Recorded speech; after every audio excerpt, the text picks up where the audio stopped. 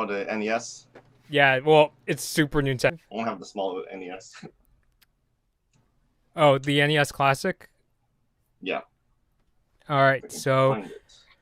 okay, so yeah, so we are rolling. So what's up, everybody? Bloodmoon Bobby and Ross here, talking about the recent Nintendo Direct that took place.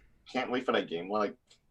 There was a Capcom data leak about it, where supposedly, like, grain of salt, that the expansion will you can like skip the main game, the base game, and just go straight to the expansion. There's going to be at least 20 new monsters, and it's going to focus on a Western yokai motif, which means like stuff like, I don't know, Dracula and werewolves and like uh, yeah, it's like those types of monsters I can think off the top of my head. And yeah, it's coming out in summer 2022, I think, if I recall, which Yeah, I think is so. sort of disappointing, but I'm still hyped up for it because it also gives like PC players a chance to also play the expansion for themselves because Monster Hunter Rise on PC is coming out, I think, in the first quarter of 2022 because Uh huh. Nintendo paid like for exclusive. Yeah, they Nintendo paid for exclusive rights for Monster Hunter Rise, so yeah. Um, Uh I huh. know, like, yeah, I know that Yeah. was a really nice transition. Mm-hmm. Yeah, so I guess funny enough, we're starting off with like games that happen that we're playing that happen to be like referenced in the direct in some way. Surprisingly enough, I've kind of turned into a bit of a Mario Golf, and the two characters that were included in that DLC with that includes Koopa Troopa and this character Ninji. Do you know who Ninji is? I honestly don't know who Ninji is. I'm not too brushed up on my Mario lore, but part of me hopes that that character appears in the movie and he is voiced by a famous Hollywood celebrity because we clearly need more of that. Yeah. But yeah, no, I don't know who that is. Yeah, I mean, I can't really. I could pull up like a bit of the gameplay. Seriously, the Switch uh playback controls. Like, it's the character that looks like this. Can you see my screen, Ross? He looks sort of familiar. I'm trying to like pinpoint where he showed up. Yeah, so if somebody in Ninja the chat Mario. could let me know, that would be cool. But I bring up Ninja specifically because I think that character has like a very strange, like kind of funny special move where the character, like, not only like because like the special moves, the way they work in Mario Golf is when the character or like hits the ball really hard and it goes like super far away. And I just noticed that my camera is out of focus, but I'm just gonna roll with it. And both Ninji, what's up? Yeah, so I'm looking up the Mario Wiki right now. Uh huh. Ninja appeared in Super Mario Bros. 2 in 1998. Oh, 1988, okay. and also made an appearance in Mario and Luigi Paper Jam. Oh, okay. So that's why I don't recognize Ninja because I haven't really played either of those games that much. But yeah, but I just find it funny with Ninja. Like, not only does Ninja's ball, like golf ball, gets like sent flying, and Ninja like just like bounces around the course, just like jumping around. Like we mentioned it because I'm having a lot of fun with Mario Golf, and I like the free DLC. They even had like New Donk City as a course a while ago that was available as free DLC, and I've been enjoying that as well. So that's all I really wanted to in the stream is interested. I've got I've uploaded some of my gameplay of both Koopa and Ninja on my Twitter. So if you want to go check that out, my Twitter is at BloodmoonBobby. So yeah. Yeah, Uh and I just kind of want to go through like each of the game's announcements and just give our own take on it, or huh. like just what you think of it. Yeah, so I'm just like looking through the direct again on my tablet, and let's see. I think they announced a Mario Party game, like another one, Yeah. because we need more of that, of course, I guess. um, let's see. Have you ever played any of the Mario Party games? Honestly, no, I've never played a single Mario Party game. My sister has, I think, a couple times, but I, yeah, like that wasn't one of the games that really caught my eye. Just it was just kind of like, oh, another Mario Party, and that's about it. Yeah, just all the same to me. Okay, next game.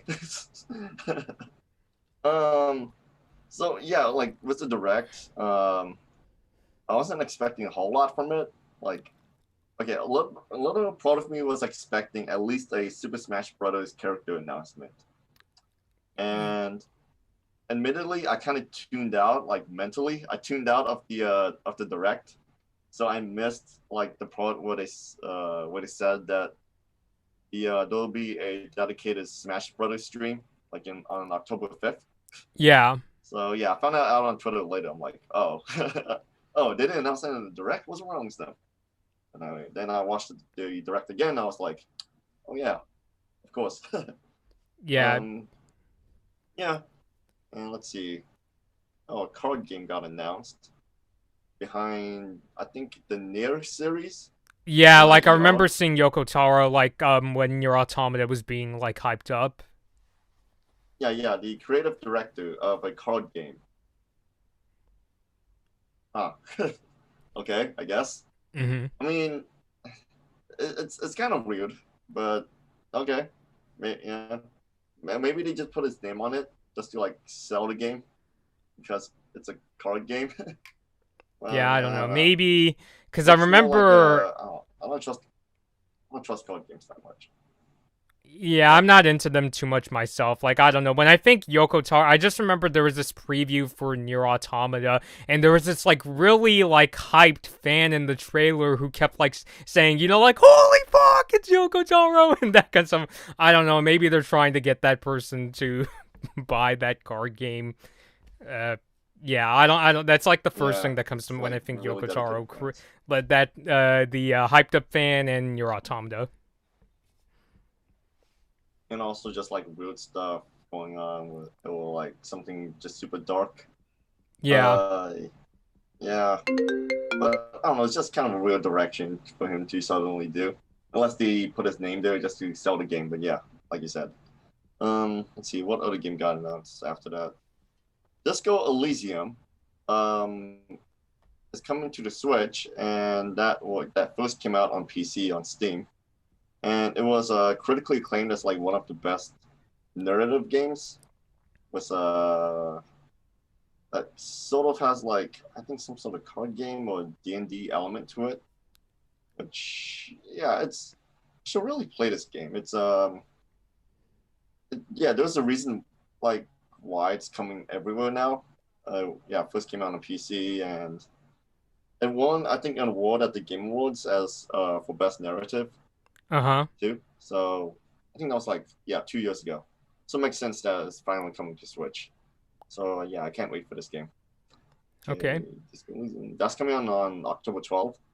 How Hyrule Warriors, the second expansion pass or the second expansion is finally coming. Mm-hmm. Uh, you played Hyrule Warriors or any of the Legend of Zelda games?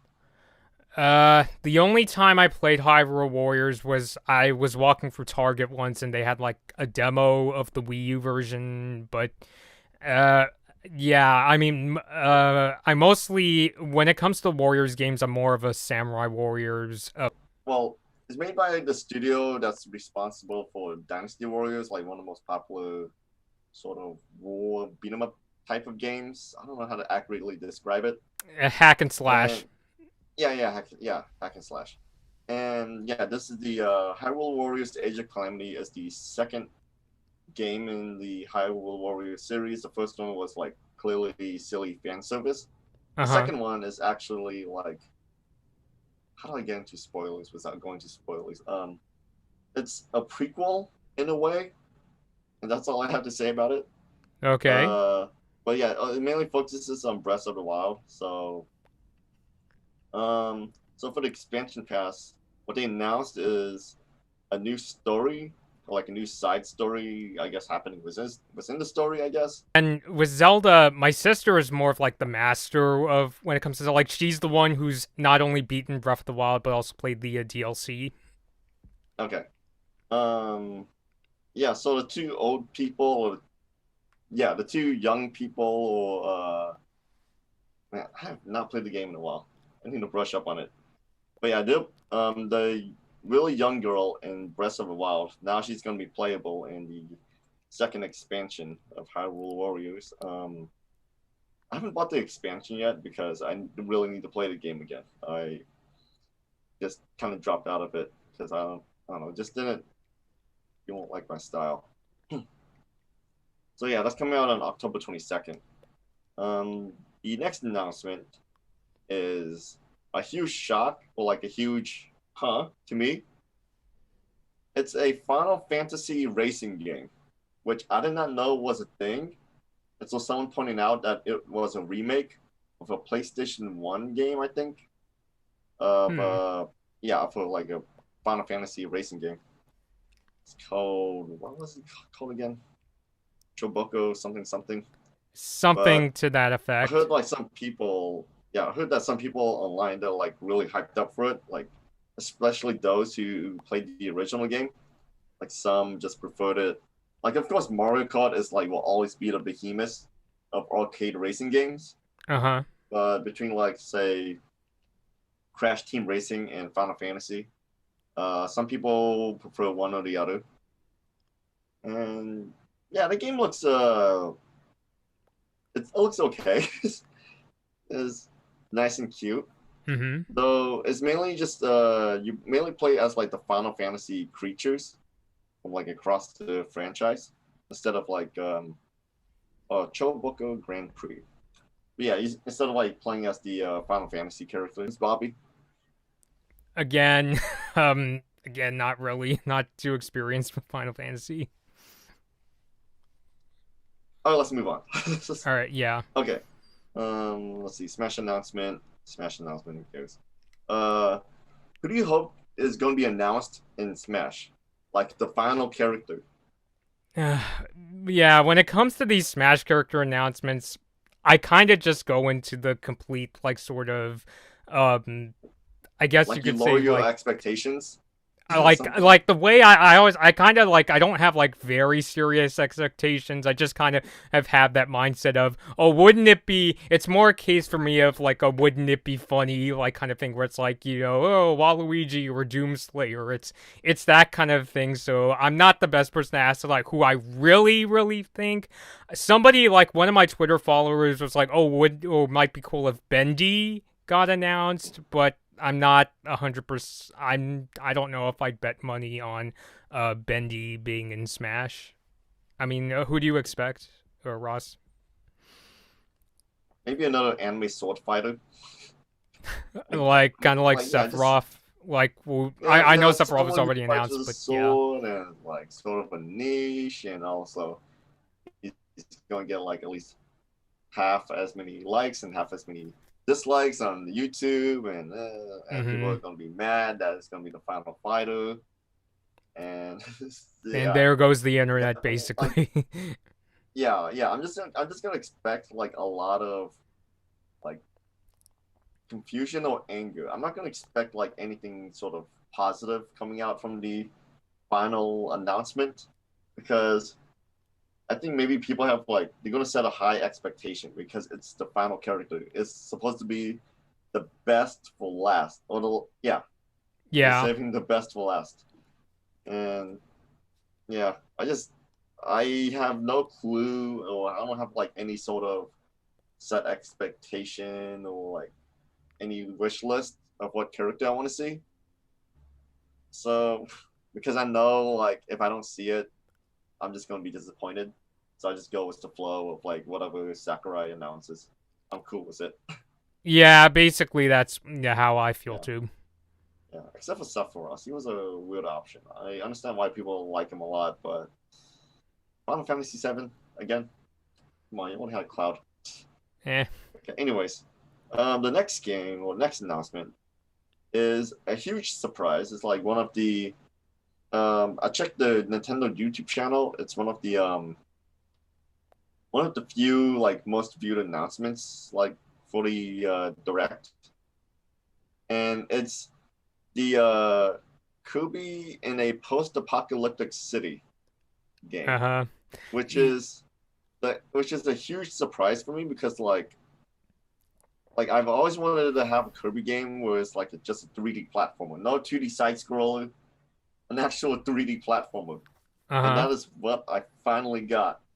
Yes, And they yes. put him in the weirdest setting ever. They put him in like a freaking post-apocalyptic city. You know what other games lately have had that setting, Bobby? I can't think of one that like of that kind of specific like sort of city look. What were you thinking, Ross? The Last of Us, Horizon Zero Dawn, Neo Automata, and this is like Kirby in a abandoned city taken over by the greenery and like monsters. What the hell is going on? It's It's not just so Cappy happy Town. and It's not Cappy Town lovely. from the Kirby anime. Yeah, I could say that. it's like now I'm gonna be expecting like zombies or like some sort of like monstrous creature to show up because I think Like that's I what don't Kirby know, games usually have. undead Waddle Dees start walking around. Lookers or like I don't know robot evil robots. Uh huh. It's like yeah, it's weird and it's interesting to me um because yeah, it's finally like a Kirby 3D platformer. And I think there was another 3D platformer for Kirby. I don't play a lot of Kirby games, so it was like I can't think of any on the top of my head. But this is the one that like I think maybe there was a 3D platformer on the N64, but it didn't really like make huge headwaves compared to like Banjo Kazooie and Mario. Um, so for this one, it's a big deal, I think, because like since maybe the N64 days, this is finally like a 3D platformer for Kirby.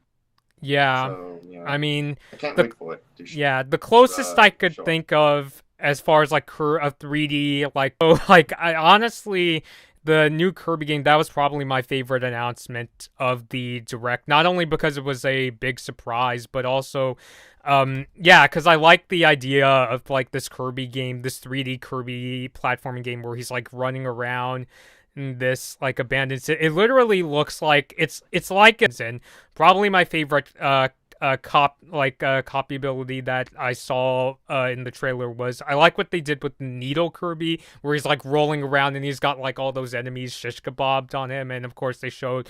I still remember. I would say that this Kirby game I cannot memorize it for the life of me. Kirby and the Forgotten to come out of Nintendo, so it comes out in spring 2022, and as I said before, it's definitely the announcement that I enjoyed the most from the direct.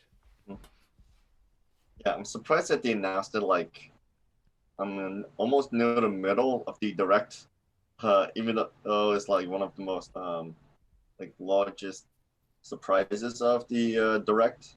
So yeah, sure.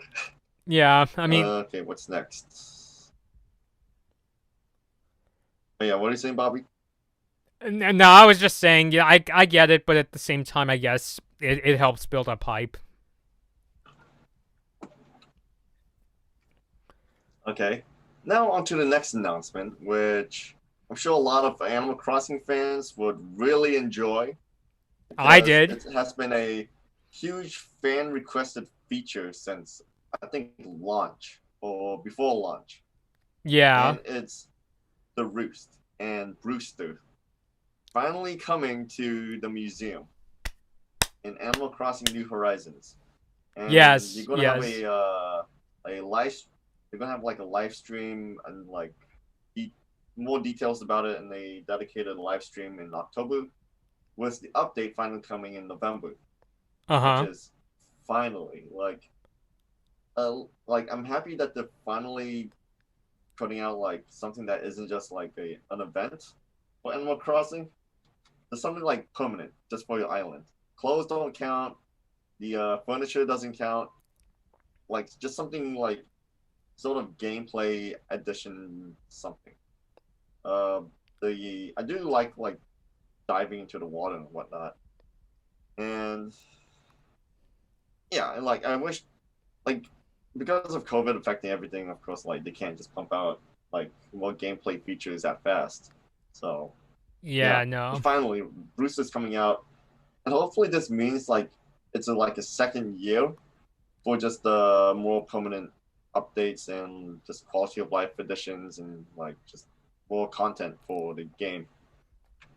So yeah, besides Brewster, Bobby, who do you what sort of Character is in New Horizons, but isn't really utilized as much as in New Leaf, and that would be I forgot her name. Her husband is Cyrus, you know, the two llama characters or yeah, they have a alpaca. dedicated island, right? No. That's for wedding day. Never mind. But yeah, I Yeah, know who you're they're talking about.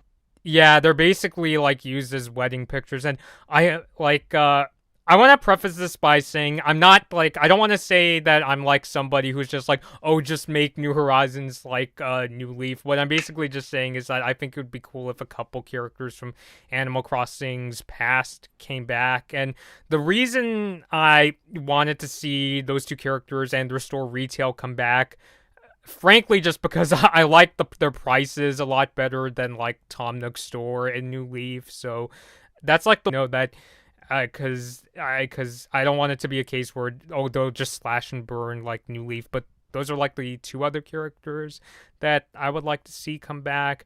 As far as Brewster goes, like I was really also one of those people that got really hyped up when they were like, oh yeah, we're going to announce more details about Brewster's return in October, and we'll probably see him come back in November. I just really like the relaxing like quality that Brewster and his cafe, the Roost, brought to the three prior mainline Animal Crossing games, like City Folk, Wild World, and New Leaf. Like I can't really explain it that well, but I especially liked as a kid like playing Wild World and being too young to go to like cafes and drinking coffee. I like this idea of like letting like the player go to this cafe, just relax, drink some coffee.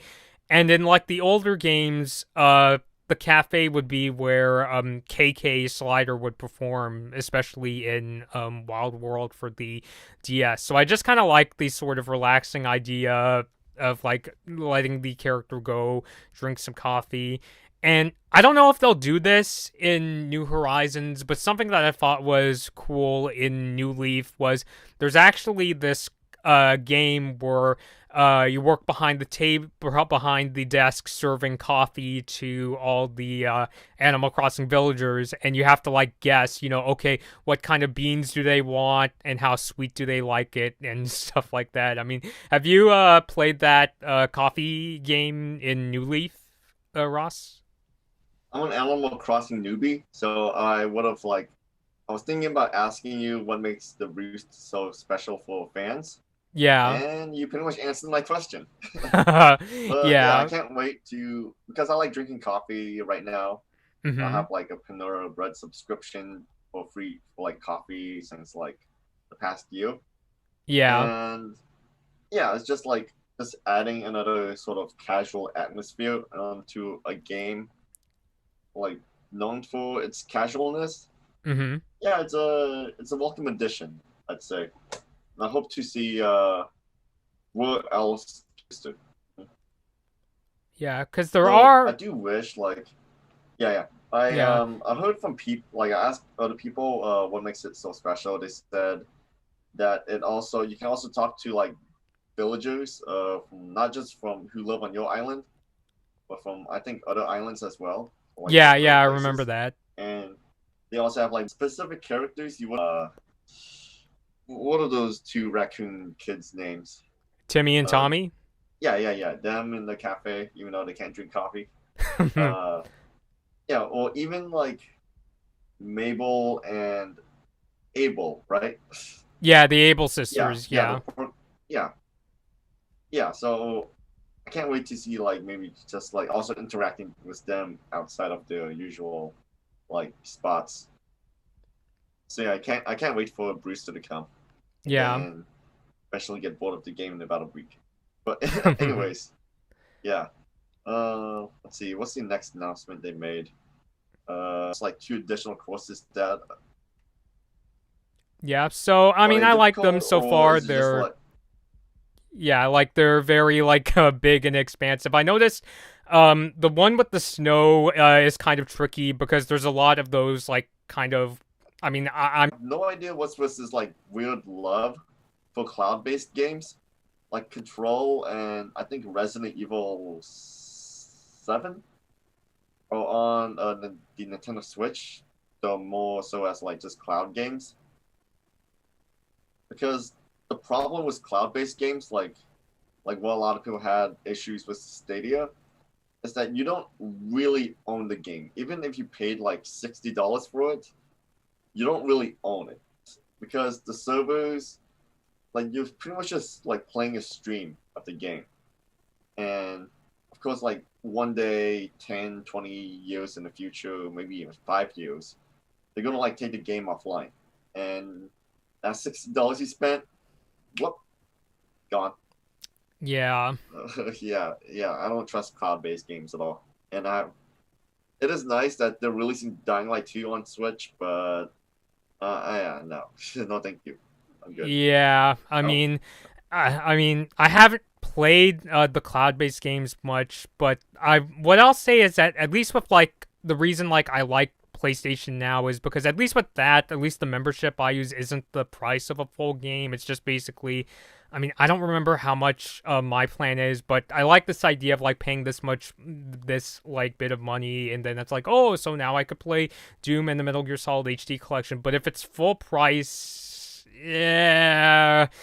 Yeah, I don't know. Unless it was like a game that like I'm like desperate to play and can't get on PS4, or I would be kind of scratching my head on that. yeah, Stadia. Yeah, like Stadia, I think you need a subscription just to play the games. Mm-hmm. And then even if you want to play the games, you gotta buy the game after that. Yeah, So that's you what I pay, heard. so you pay a subscription and then you buy the game. I think. I'm not sure, but once again, yeah, cloud-based games aren't my jam. So if it's, I think it'll be fine if it was like a Game Pass or yeah, or a PS Now. For Yeah, yeah, Nintendo. I think that But yeah, that way would on be the more subject of like acceptable. subscriptions, we're gonna touch on that later on. So after Dying Light 2, it was nice that they also announced a port of the first Dying Light to coming to the Nintendo Switch. It's not cloud based. It's an actual game. They just like lowered the settings by a lot. Yeah. Yeah. I have Dying Light on my PC. I've been playing. I played a bit of it. Mm-hmm. Then I got to the nighttime part. Then I was like, screw this crap. Oh man. Because like, okay, if you have not played, for anyone who hasn't played Dying Light, that game, yeah, it's it's fine like in daytime. Like it's pretty much like it's almost like a looter type of game, but with zombies, of course, Uh-huh. and of course human enemies. With a lot of parkour elements to it. And at nighttime, of course, nighttime is when the best loot comes out. But to balance that, nighttime is also the most intense part of the game Uh-huh. because the enemies are way more dangerous and like a special enemies created just for nighttime who will Jeez. really just like that. It's like a special zombie who can also somehow do parkour and Uh-huh. will chase after you no matter what. Like it will go like faster than you, and that Yeah. part is like so intense. Yeah, so Jeez. I'm glad that it's coming to the Switch, so more people can like crap their pants when that part Mm-hmm. comes. So yeah, let's see the next game. Um, it's it's a JRPG. It looks like Octopus Traveler was like using 3D backdrops, but was 2D sprites. But the gameplay looks like I think like Final Fantasy Tactics. That's the only game I can think of on the top of my head. It's pretty much a tactical based game. Have you ever played Octopath Traveler, Bobby? Or uh, you? Of course, you've seen it. You know what I'm talking about. I mean, I've heard of it because like I've seen it like get advertised in a lot of these directs, and I've heard of What is it like? What's the name of this game? Was it Triangle Strategy or something like that? Something. I don't know. You're just like on a grid and you control like multiple people, like at once, and you just talk to some people. So what's the title for this game? Let's see. Pretty much the UI. Wait. Mm, okay, then. Oh yeah, Triangle Strategy. That's what they Yeah, call it. Okay. Mm, maybe it's made by the same studio that made Octopath. Yeah, it looks like it, or at yeah. least aesthetically. So yeah, not my huge jam in a way. So let's see. Next announcement is of course more stuff about Metroid Dread, which is sort of nothing new to me, I guess. Just Samus just pretty much gets chased by a robot, and it's more like parts of the level and a bit of the story, Mm-hmm. and then advertising saying that like, if you want more information, just go to the website. Which, okay, I guess. When does this game come out? Because I might play it at some point. Let's see, yeah, to show more of the random planets, of course, Samus's like various suits. Yeah, well, okay. So October finally, 8th. okay, that's good. So that's Yeah. like in about 3 weeks or 2 weeks. Right. So no, October 1st is next Friday. Uh-huh. So yeah, the Friday after that. So yeah, 3 weeks. Oh yeah, or 2 weeks from now, whatever. Mm-hmm. um. Okay, so the next announcement is one of the few like elephant in the rooms besides the Mario movie. Uh, Nintendo Switch Online is going to have Nintendo 64 and Sega Genesis content. Yeah. However, however, that's the good news. The bad news, the bad news is that it's sort of a DLC or like an expansion upon Nintendo Switch Online, possibly Yeah. meaning that you have to pay extra for it. So the question, like, if you use Nintendo Switch Online as like a Game Pass instead of just playing online, like you just see Nintendo Switch as online as just a Game Pass. Like you know what I mean, right? Just Yeah, I've used because you both the get NES and Super Nintendo collections of Nintendo Switch yeah, Online. yeah, like I'm pretty sure there's some people out there who don't want to just who just don't care about playing online. They just want to play the classic games. So the Nintendo 64 and Sega Genesis stuff, um, it just feels like it's largely for those type of people rather than people who only care about playing online. Um, However, it also brings up to another point where it's odd or it's just weird because I really, really want Nintendo to just release these classic games as just individual purchases, just like similar to the Nintendo 3DS, where I can play the virtual console games. Yeah, the 3DS and the Wii, and I think the Wii U, if I recall, Yeah. and the original DS. Yeah, Mm-hmm. yeah. So Nintendo Switch just continuing to just make these classic games exclusive to the membership is just kind of like okay, I guess, or just, come on, Nintendo. I mean, people like people will still pay for the subscription, of course, because they'll probably see it as like a Game Pass. Like, let's say something like Xbox Game Pass. You look at a regular game and it costs $60, and you're like, oh, $60. And then you look at the subscription that has that game, and it costs $15 a month. What do you think they're going to go towards more?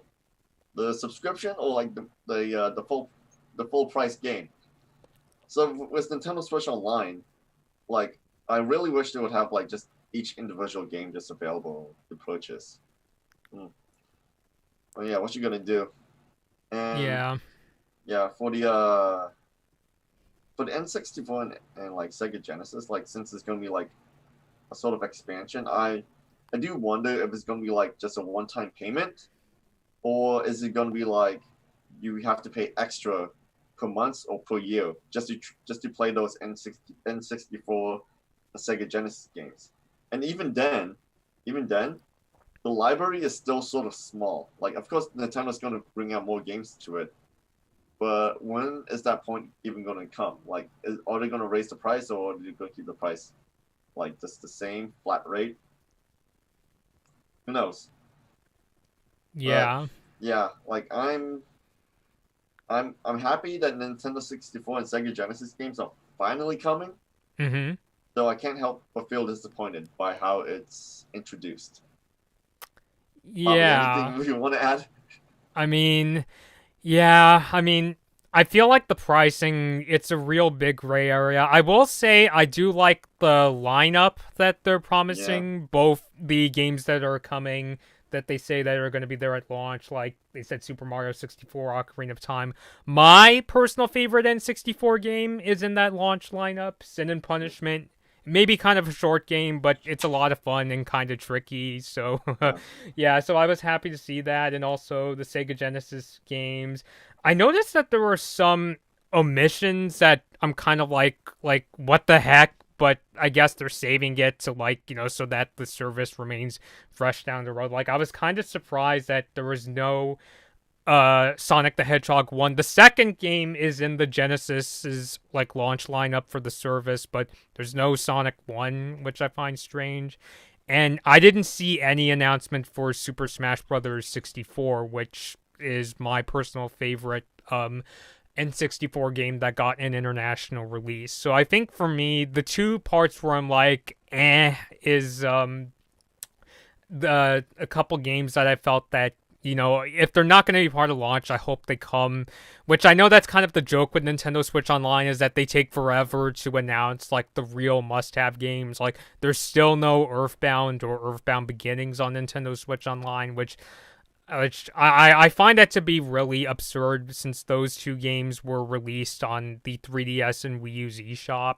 But yeah, and I honestly think what's gonna happen, I mean, it's not confirmed, but I think what's gonna happen, because this was rumored, is that the price of Nintendo Switch Online is gonna go up for those who want to play the N64 and Genesis games, which I kind of feel like it's part of a big debate, because I feel like it's a debate of, do people buy the individual games, but do they have to keep buying them again and again and again when like future Nintendo consoles come out, or do they pay for the streaming service where they may not have to pay for the games individually, but the price is going to go up? Because like I'm thinking, in a theoretical situation, what would happen if Nintendo brought over all those games that made it to the Wii Shop channel, like Commodore 64 or Neo Geo games, or Sega Master System? Would that cause the price to go up even more? Like, is it gonna get to like a year from now, if they bring all those games,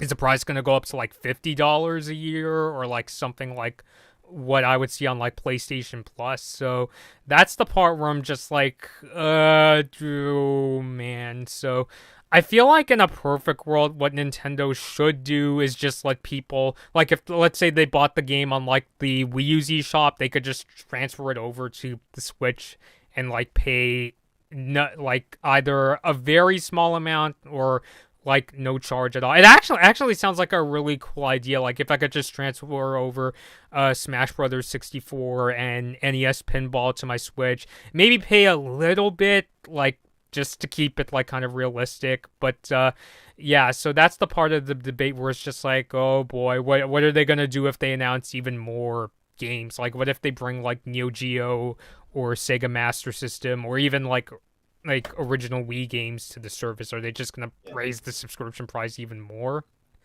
yeah. I think the sort of thing that sort of like just balances it out is that you get to play some of these games online, such as the classic Mario Kart 64, and Yeah, Star Fox 64, which is it's pretty neat because of course you can't play those games online. You gotta play it like you gotta like buy 3 other controllers. At right. least people back then, back in my day, Sonny.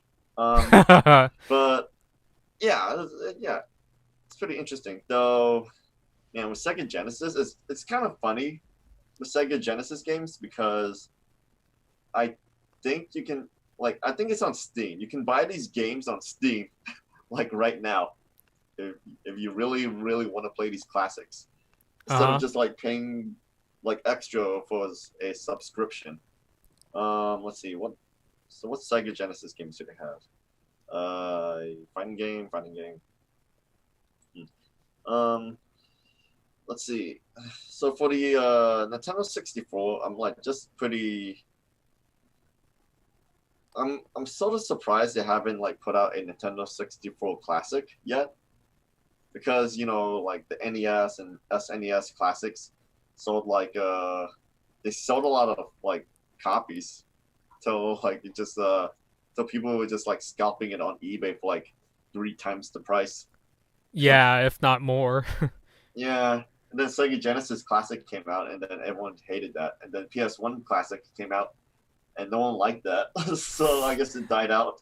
Yeah, I have Uh, one, but even I, as somebody who doesn't know quite as much about PlayStation, I'm like, why is there no Crash Bandicoot or original Ridge Racer? So, yeah, I yeah. mean, yeah, I'm also there when it comes to the PlayStation Classic. Yeah. So what you gonna do about that? So with these classic games on for Nintendo Switch Online, I'm more surprised they haven't copied Xbox Game Pass yet. Like Nintendo could honestly have a classic Game Pass. Just you know what I mean, right? Just a Game Pass just for like just mainly the NES, Game Boy Color, SNES, anything like from the 80s to early 2000s Yeah. as like a classic Game Pass. Mm-hmm. Though maybe like they saw the numbers and they won't sell as much. Otherwise, they wouldn't put the Mario collection for like available for a year, Uh-huh. and then just like remove it from sale.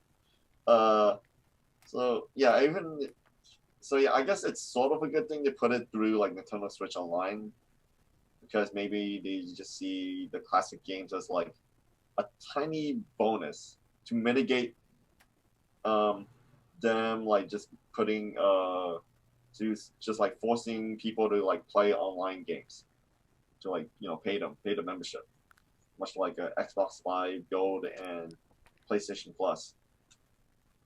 Yeah, who knows? Business is weird, Bobby. Yeah, The yeah, market yeah, is it's weird. weird. I mean, no question.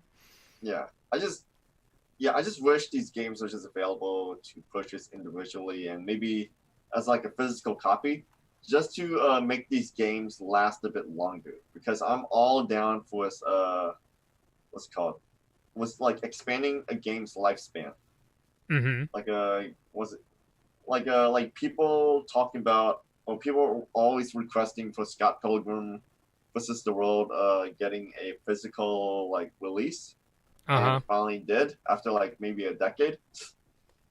Because yeah, people really want like games to be physical, because like not every game digitally is going to last forever. Like either the store is going to be taken offline or the game is going to be removed from sale.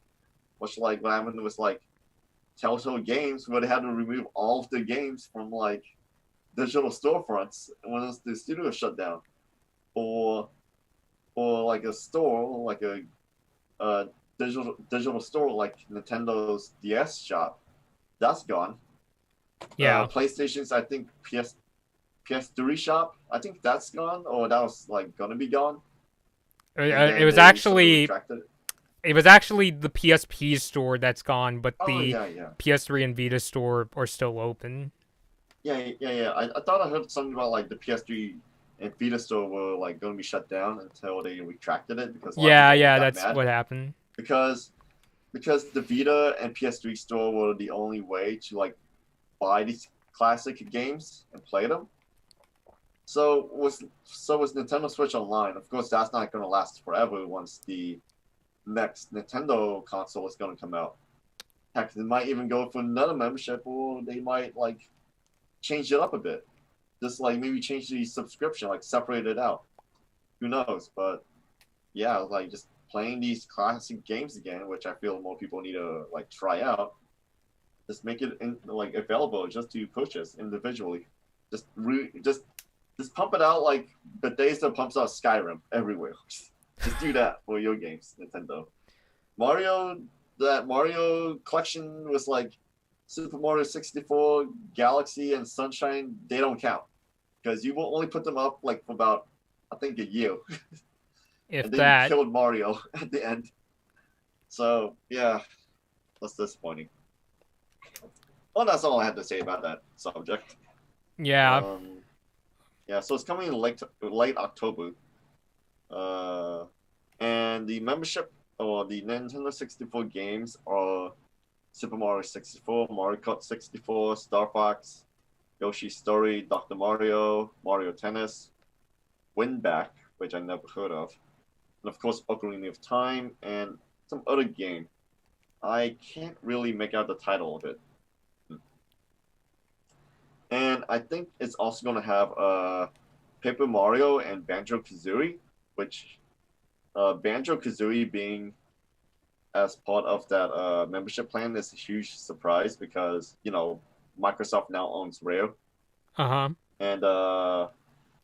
and even Sakurai, like when he did that Banjo Kazooie stream for Smash, he told people to play Banjo Kazooie on Xbox if they can. Which What? Really? yeah, he actually said that because of course Banjo Kazooie isn't available to play on Nintendo. And there's a Oh funny my story about goodness. that. There's a funny story about that between like Rare and Nintendo. It's when it was when GoldenEye 007, the original GoldenEye, and not the one like made by some sort of Activision studio. Uh, the the port of that N64 game was supposed to come out like on Xbox, I think, Uh-huh. but Microsoft and I think Microsoft and Nintendo they couldn't come like to a business conclusion, which is why I never saw the light of day. And I think MGM Studios, the studio that owns the rights to James Bond, they were completely cool with it. It was just like Nintendo and Microsoft just being kind of like antsy about it because it's either GoldenEye should appear on Xbox or GoldenEye should appear on a Nintendo console. Uh-huh. So I think the best of both worlds would be like just for that game to be on both platforms. But what you gonna do? Mm-hmm. Let's see. But yeah, I wish like more of Rare's catalog would show up on the Nintendo console, even if it's like just part of the crappy membership plan. Like I want to see Perfect Dark and Donkey and Diddy Kong Racing. Like I play a lot of Diddy Kong Racing like way back in the day. So yeah, I'm expecting those games to show up. Though of course you can always play Banjo Kazooie and Perfect Dark on Xbox Game Pass, everyone. For like cheaper the Please. price and you don't have to give Nintendo your money. You Yeah. don't want to support the crappy business. Yeah. Okay, let's see what Sega Genesis has for coming to the NSO.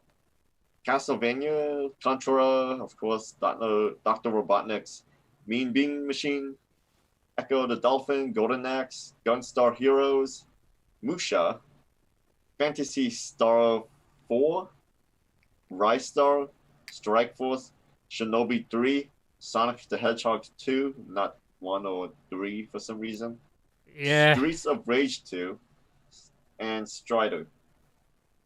Oh, and let's see. The other N64 games planning to come out to the membership also Mario Golf and Pokemon Snap, F-Zero, Kirby 64, the Crystal Shards, and yeah.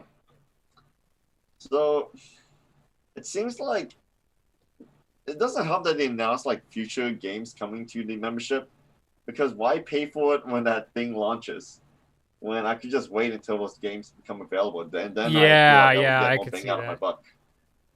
Yeah, but if you're one of those people out there, then if you want to pay for that, just to play those classic games, What's wrong with you?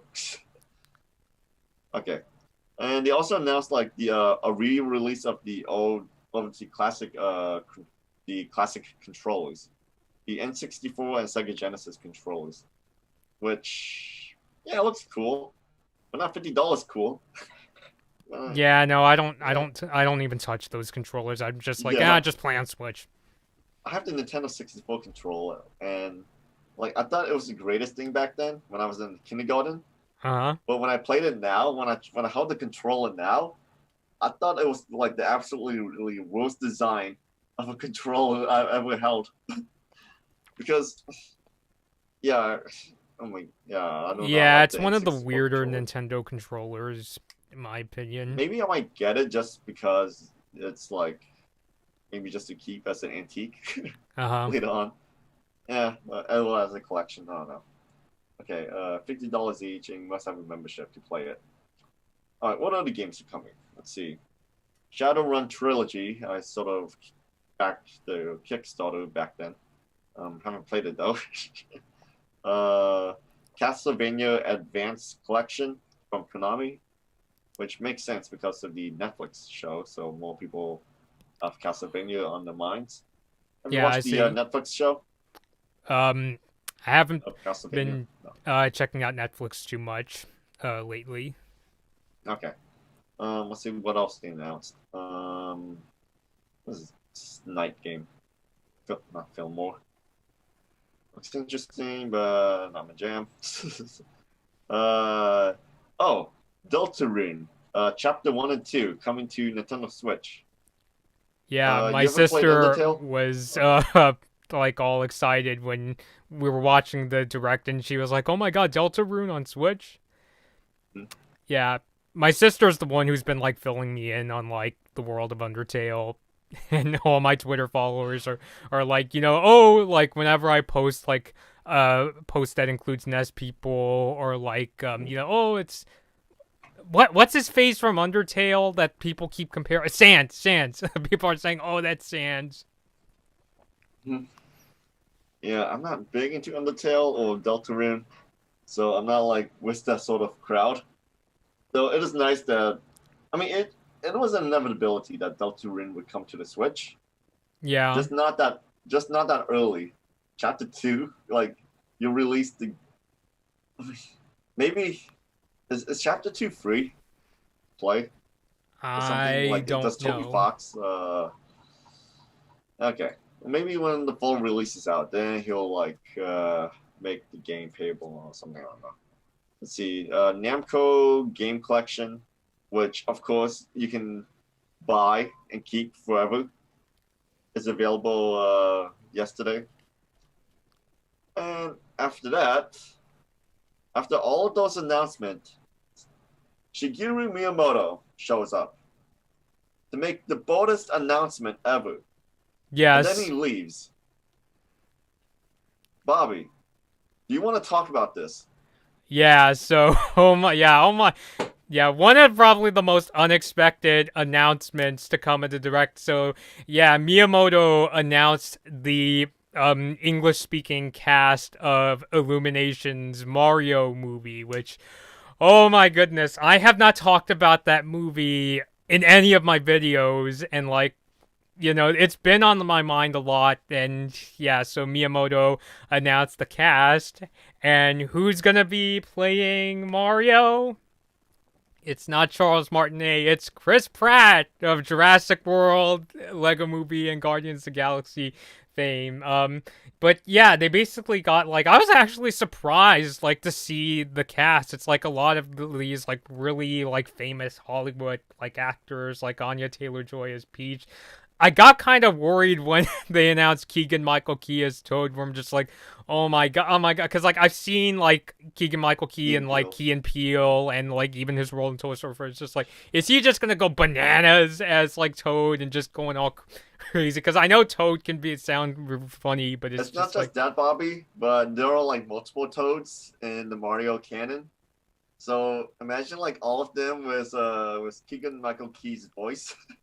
like what's the name of that Elder Toad? Was it Toadsworth? Like there was this like like elderly kind of master Toad and Mario and Luigi partners in time. It's like oh boy, like it's just like I'm just trying to imagine Keegan Yeah. Michael Key if he is gonna play Toad. And then they're like Seth Rogen is Donkey Kong, which I just imagine that Seth Rogen is gonna make his laugh as yeah, Donkey Kong.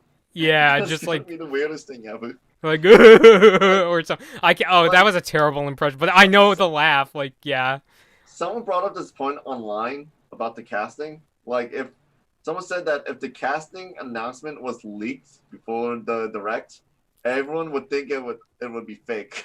yeah. It's so Because it like just sounds so outlandish and stupid. yeah, like it's Like so like I I yeah. like I Chris wouldn't Pratt, expect. and yeah, Chris Pratt of course has done voice roles in Onward from Pixar, Yeah, and Onward, in the Lego Lego Movie 1 and 2, Movie.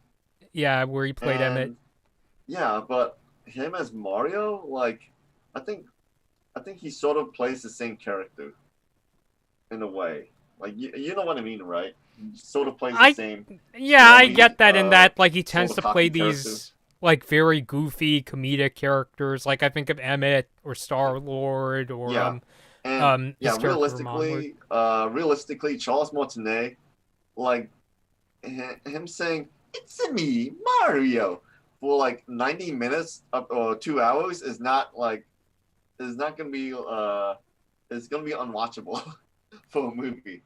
So of course, realistically, you gotta have like a voice actor or someone like voicing Mario. You can't have good old Charles Martinet voicing every character in the movie.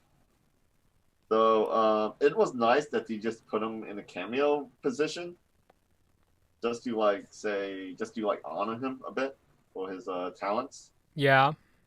Yeah. Though, yeah, like before the casting announcement, I had a feeling that they were going to, of course, do stunt casting. Stunt casting is when you cast like famous actors, not for the talents, but for like the marketability. Oh, Like I if you see. look at a Yeah. poster or you look at a trailer and then you see like the name Chris Pratt or like Sylvester Stallone or Keegan Michael Key, names you recognized lately, then you'd be Uh-huh. like, oh, these famous people are in it. I'm gonna watch this movie now because I'm a dumb audience member who only watches stuff because a famous person is in it. Yeah. Yeah, like I originally thought that Charles Martinet would still be voicing Mario, Uh-huh. but but wouldn't talk as much. Like the talking would be done by like maybe other characters or something. Like maybe they'll introduce like a completely original character who does most of the talking, and no one will like that character. Yeah, but this movie is coming from Illumination, which of course is the studio behind The Secret Life of Pets, Sing, and of course most famously Despicable Me and Minions. Of course, Yeah. because I guess Miyamoto really likes minions and rabbits, and like those small, annoying, yelly creature things. So yeah, I guess. I even man, it's just so weird. But yeah, I've seen the movies. The movies are okay. Like they can look. The movies look really good, even though it's not like Pixar budget. And of course, Miyamoto and Nintendo, they're really like backing this film, and Nintendo has like a good relationship with Universal, like due to theme parks and like of course with the movie now. Yeah. So yeah, like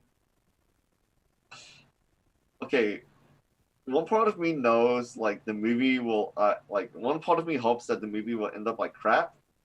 Other part of me knows or feels like it's gonna be like a fever dream just watching it because it's Chris Pratt voicing Mario. Uh-huh. And like Seth Rogen and Jack Black. Seth Rogen voicing Donkey Kong and Jack Black voicing Bowser. Uh-huh. That is oh my god, that is the weirdest casting announcement. Man, Yeah. like like I can't like do they want these actors to play the same characters they play as like in like every other movie? Can you like actually imagine that? Something. It's weird. I mean, yeah. I mean, at least with Chris Pratt, I get this impression of I like oh, hey, I'm getting some comments here. Hold on a second. I just wanted to check. I'll just quickly say I'll just point out something, Ross, that there's actually quite a few Illumination fans that watch this channel, so I'm gonna try not to be too all over the place.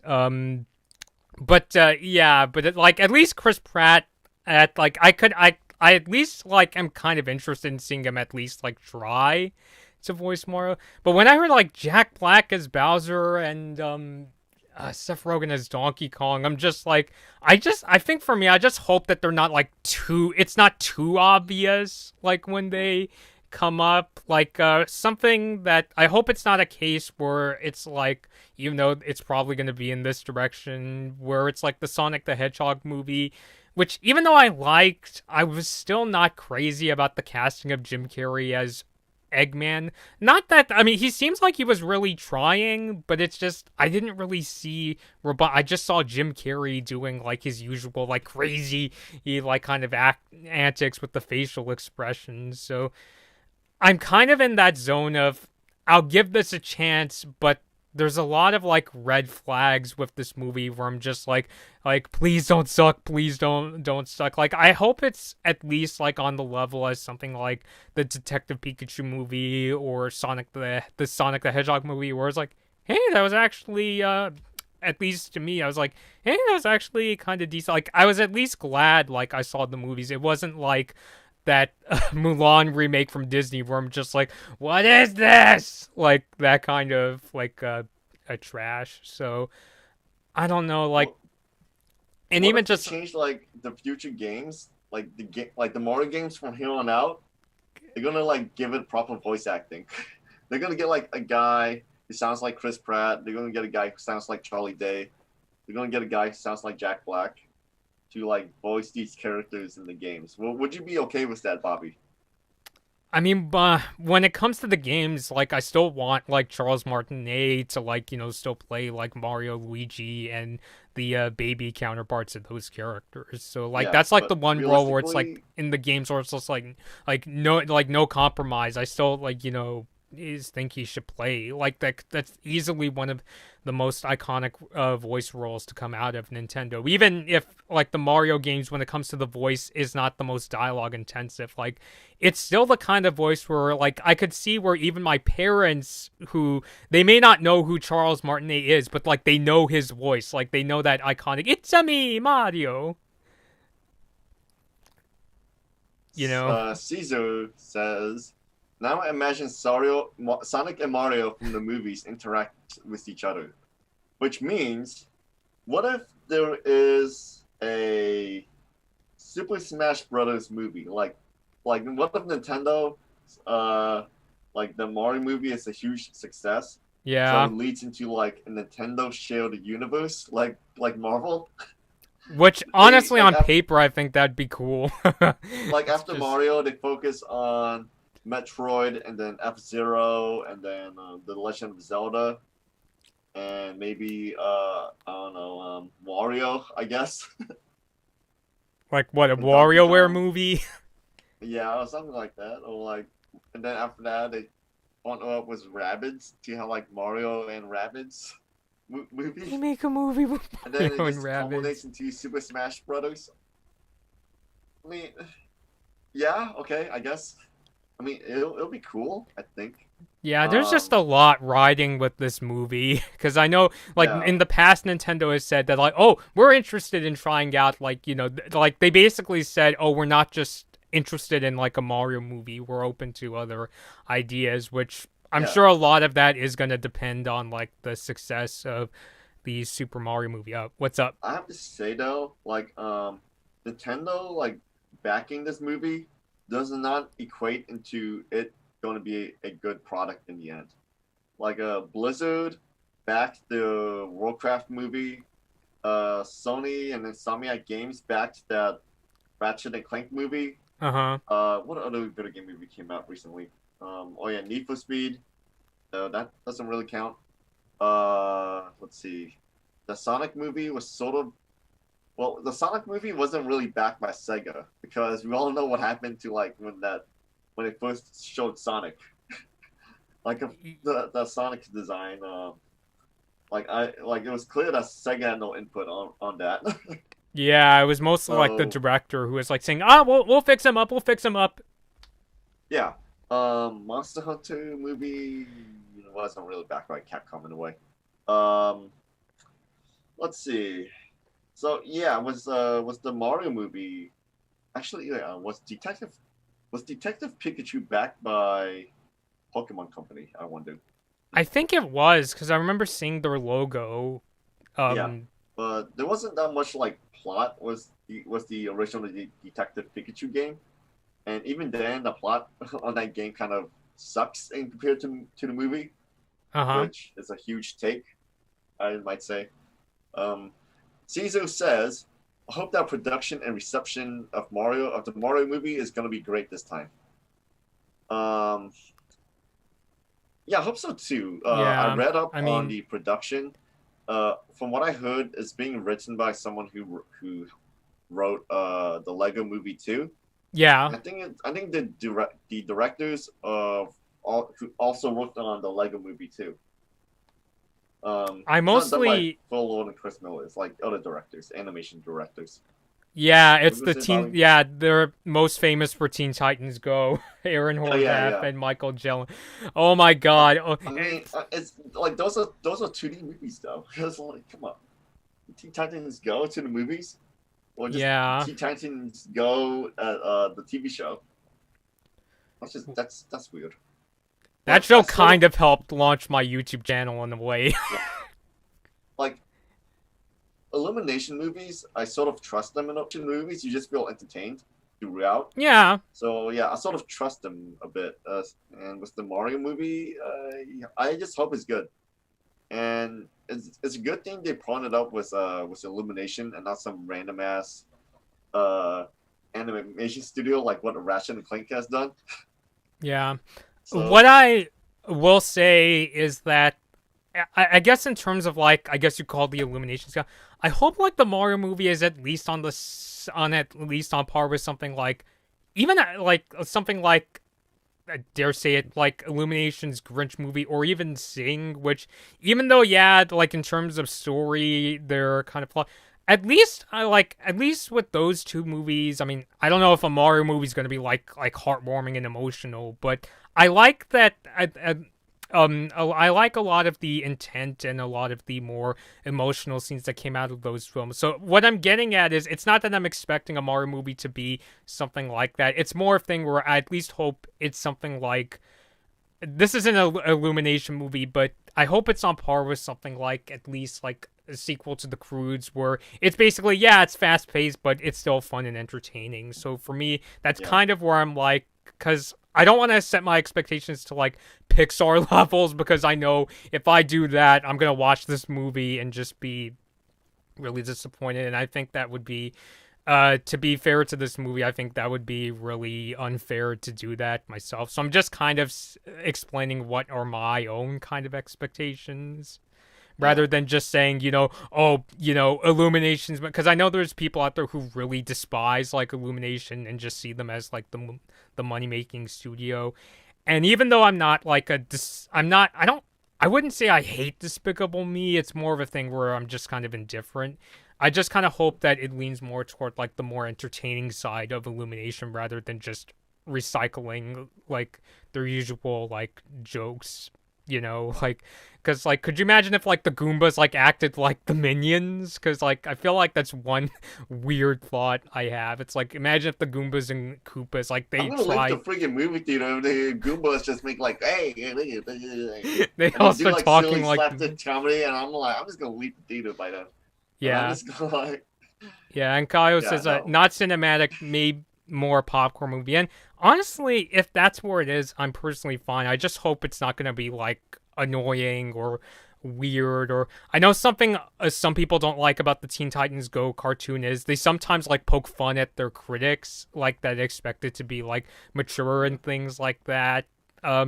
I think I know that like my friend Steven like takes it as, oh, it's more of a satirical kind of thing. So I'm glad that I at least had that, I at least hear from that perspective that aren't just people who are like, they make fun of the critics, I hate it. So, but I don't know. I feel like that would. Could you imagine if like the Mario movie comes out and they make those kind of jokes where they're like satirizing people who are like, oh, this movie's gonna stink and things like that? I feel it would be too early for that. It just needs to have its legs. It just needs to have like some leg to it first. Yeah. But yeah, it's.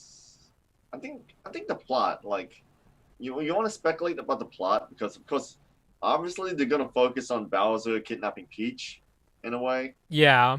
Oh yeah, Caesar says, uh, video game movies have the same rocky road to success like superhero movies.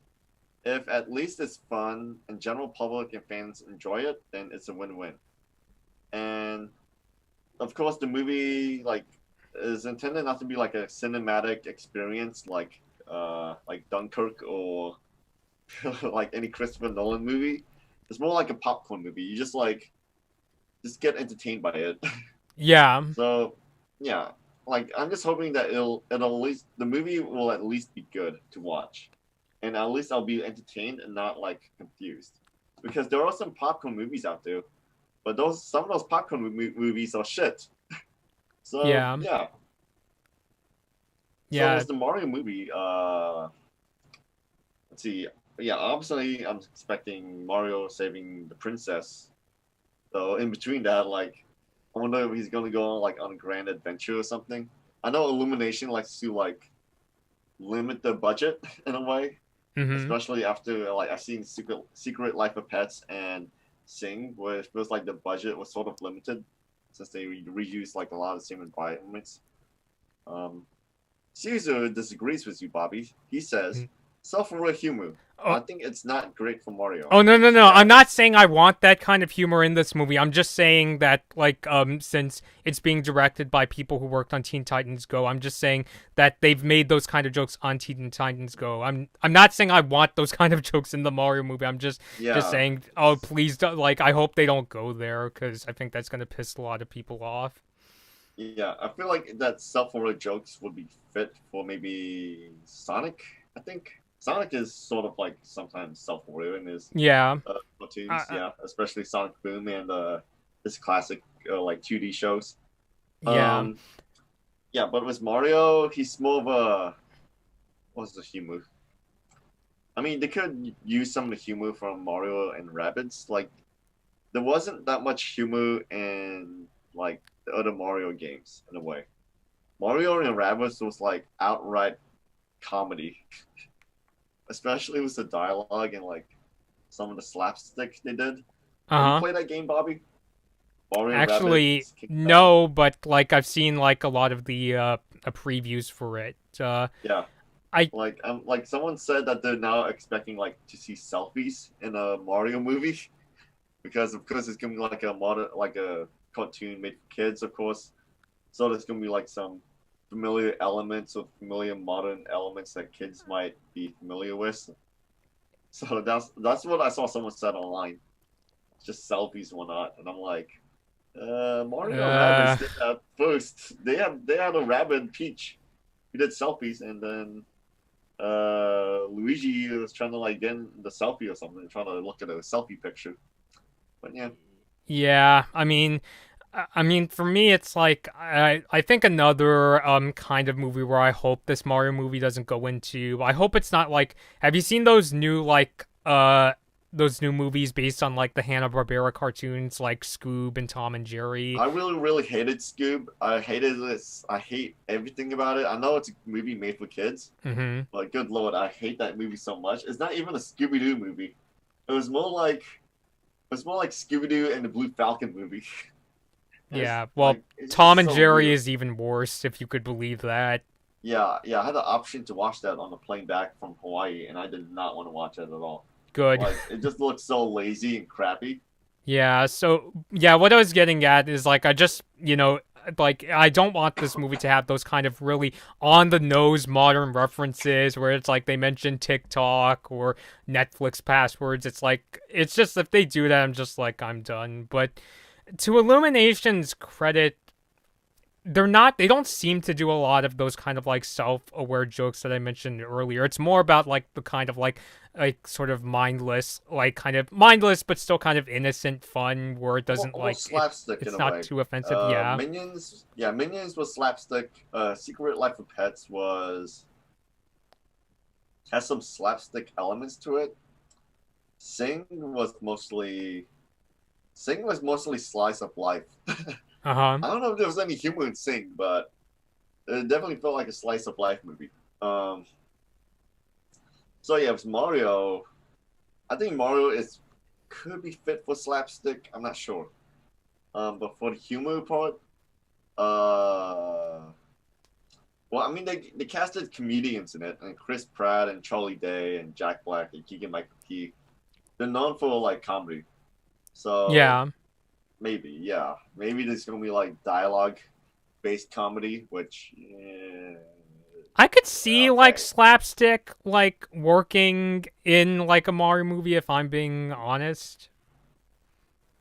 Or actually, come to think of it, like I think of like when I think of good like comedy in Mario, I think of like Mario and Luigi partners in time. Like it's mostly like the kind of over the top emotional kind of jokes. Like I remember seeing a cutscene where um Luigi unintentionally scares baby Mario and baby Luigi, and they start crying, and Mario gets mad at Luigi, and Luigi starts crying as well. And Mario is just like has that kind of what's going on here? That kind of mixed reaction. If it's that kind of like humor, that could like to me that could actually work because I remember that game was actually pretty funny. It's one of the funniest Mario games I've seen. Yeah, I mean, yeah, it could work in a way. Yeah, if they use the humor from that or something, but yeah, who knows? Mm-hmm. I I do not want to think about this movie until like holiday 2022 Yeah. because it's just it's tiring now Mm-hmm. because I'm just seeing like all the reactions about it or like on Twitter and whatnot.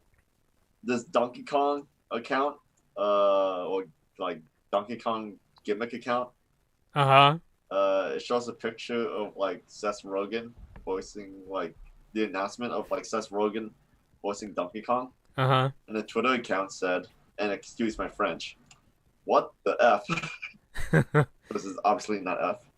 Um, so yeah, It's a mixed reaction, I think. yeah, Like there's people like I get why there's people who like were really like upset about the casting and things like that. yeah, because these people they grow up like playing the games, of course, and Yeah. Yeah. they grew up like hearing those voices for years. It's sort of similar to the Sonic the Hedgehog movie announcement where Ben Schwartz from Parks and Recreation was going to be voicing Sonic instead of what's that guy's name? I know he voiced Chris Redfield in Mirage from Apex. Yeah, cuz when I think Sonic, I think Instead of the Jaleel other White. yeah, like even for the Sonic character, um, going back to my way earlier question about like changing voice actors on the games, the the voice actor for Sonic was like he left that role or something. Like there was like a lot of behind the scenes speculation. Some people suspected that that Sega wanted like a new voice actor for Uh-huh. Sonic, just to keep in line with the movie because kids, new generation, they're gonna be like the exposure to Sonic will be from the movie instead of the game, so they want like the games and the movies to like fit the voice, Uh-huh. fit the new voice. Yeah. But then the original voice actor for Sonic came back to that role, and you can hear him in like one of the Sonic cartoon videos on the official YouTube channel. Mhm. So yeah, for the Mario movie, I'm just wondering, like, if there's gonna be like a voice actor change for the games, because Charles Martinet, I like him a lot, Uh-huh. but I wonder if they're gonna get like a new voice actor who's gonna sound similar similar to his talents, or they're gonna change the voices of Mario and Luigi and everyone else based on the actors, based on the Hollywood actors. Who knows? Maybe Nintendo might hit its head some more and eventually change the voices. Want to move on? Yeah, sure. I noticed that art, but Okay, he was like, Seth Rogen on the movie is the weirdest of all, considering his humor. Well, cause like I've seen Seth Rogen in like his more family-friendly roles in like Kung Fu Panda.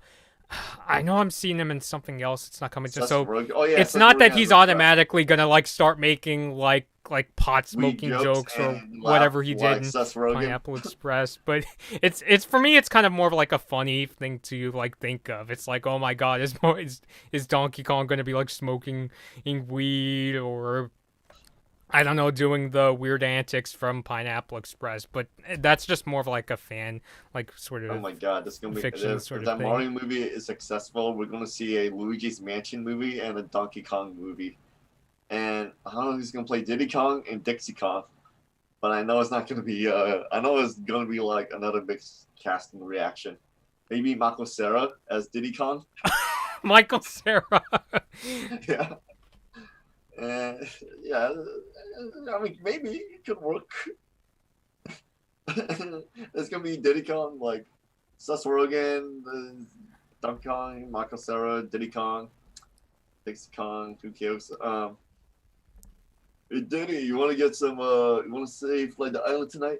Okay, yeah, yeah, I want to. Sure, why not? Ah, man, it's gonna be weird. Yeah, Mario is gonna be weird. It's gonna be weird. It's gonna be depressing, but I'm hoping it's gonna be entertaining yeah, in like two ways. It's gonna be entertaining in that this is the worst casting ever, or entertaining in that it's gonna be a really like enjoyable time. Just an overall enjoyable movie. That's yeah. just makes a lot of money in the box office. Like if Minions could make $1 billion, yeah. If Sing could make like a couple hundred million, I think like how much did it make? Because they made a Sing too. Uh, Sing made 634 million on a $75 million budget. Holy Okay, smokes. yeah. So Secret Life of Pets 2 made 430 million on an $80 million budget. Makes sense. Let's see. Minions made, yeah, of course, $1 billion. 1.159 billion on a 74 million budget, and that doesn't include the merchandising, which I'm sure is like another billion. So I'm also sure that like the Mario movie is like in preparation, like because it's going to be coming out in the holiday 2022 season. Uh-huh. There's going to be like a lot of advertising and merchandise for that. Like it will be a larger surprise if there's also a Mario game tie-in too Oh for it. my god. I mean, there was sort of a Sonic tie-in or something for the movie, though that was mainly, I think, like I don't know, something for the like mobile game. So, so God, it's gonna be awful. But yeah, I'm curious what's gonna happen. Yeah. By the way, Caesar says, by the way, the Nintendo 64 and Sega Genesis slash Masters games will only Mega be Drive. first. Yeah, Mega Drive will be only first and second party, or will it be included, or will it include third party games too? Well, the thing with third party games is the licensing rights, pretty much. Yeah. Like you got to pay these studios for extra licensing rights, and of course that's going to cost a lot of money. Which, if they do it, it's going to like possibly raise the price on these subscriptions. So of course it's slightly cheaper to release these. Yeah, I mean like Banjo Kazooie is an exception, and I think like this other games that's not made by Sega or Nintendo, obviously, or not made by any of their affiliates. But I haven't really checked up on it. Uh, let's see. Yeah. I Yeah. noticed with Genesis, like Castlevania Bloodlines and Contra Hard Oh Cores, yeah, yeah, yeah. they come Konami, from yeah. Konami, so there's Well, a Konami few needs in money. there. Yeah. Konami needs all that video game money that Like, you know, it's like Konami. They now made so much money from pachinko, and they need more money from the video game department because they got nothing else. They're not Yeah. making any, like sort of new main big games now. They're just re-releasing crap. Old Yeah, crap. yeah, I've heard about what's been going on with Konami. Was the game you were talking about that tied in with the Sonic movie, was that Sonic Dash? Yeah. Caesar brought it up. Sonic Yeah. Dash was the two Sonics from the movie. Yeah, the tie-ins. So with the Mario movie, I don't know what sort of tie-ins there will be. Like maybe I don't know if they're still updating Mario Run. Maybe they might include like a Mario tie-in for the Mario Kart game on the mobile app. Um, eh, who knows? But I am partially hoping that they would at least release a new Mario game next year. But I think that'll be too early since generally main like Mario titles, it take a while to develop. I do Yeah. wish that they would like, you know, expand upon Odyssey, just like what they did with like Galaxy. Just made like Galaxy 2. So I wish there would be like a Mario Odyssey 2. I mean, yeah, they could do that if they want. Mhm. I don't know. Or at least like an announcement. Like I feel like if they announced it now, I would be skeptical. I mean, the fact that there is no such announcement makes me skeptical it can be ready in time Yeah. for even holiday 2022, but at least maybe some kind of announcement. I mean, you know, besides COVID, let's see. I think the next big game, like for next year, is just mainly Breath of the Wild 2. So yeah. Yeah. What Let's else did see. I Mario say? Run is more possible for a tie-in. Yeah, but that's the thing, Caesar. They haven't really updated it that much. So, and I think the Mario Kart game is more of a like it's a gotcha. I think a Yeah, gotcha from what title. I've seen, it So, looks so like it's one of more those ripe gotcha for like kind of games. yeah, yeah. So it's more ripe for like including like maybe they're gonna have like a sort of new Mario design for the movie, Yeah. so they could like include that in the game. So yeah, Mhm. okay. Oh All my right, let's move on goodness. to like the next game because yeah, uh, they talked about Splatoon, Bobby, and of course I know you played a lot of Splatoon.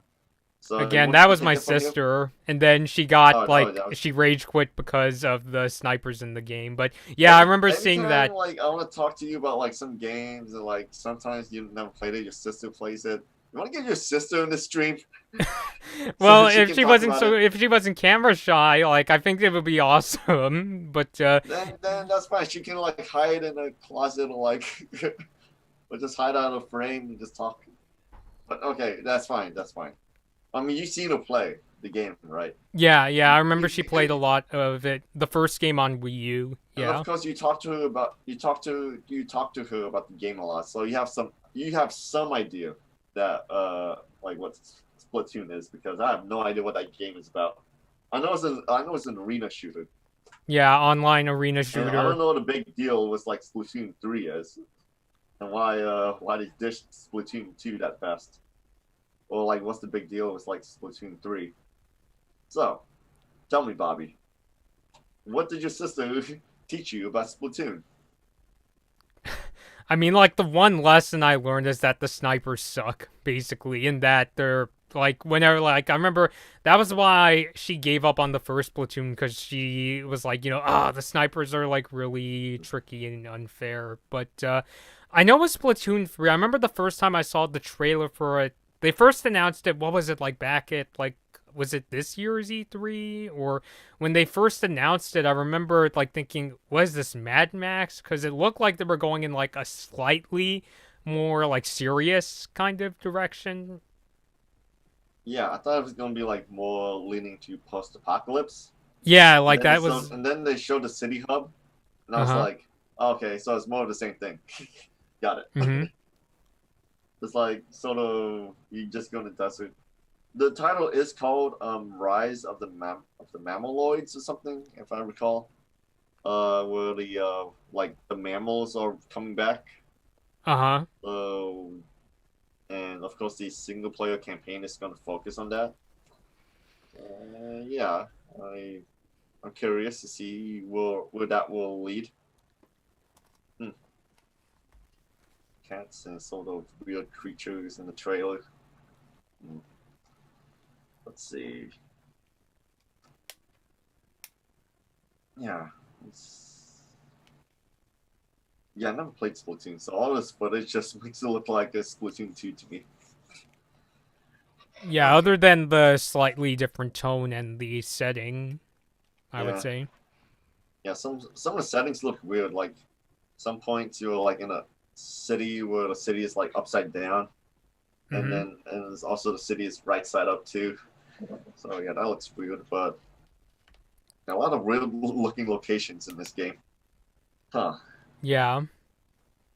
And so did your sister say anything to you, like what she thought about the Splatoon 3? I don't know, I don't know. I feel like the big thing is I'm not really sure if she's gonna pick it up because I feel like she's still kind of burned out from the first game because we don't even have a Makes sense. copy of Splatoon 2. So, Okay, that makes sense. yeah. Oh, Caesar says Kirby new game confirms that scarier fan theory from Kirby 64.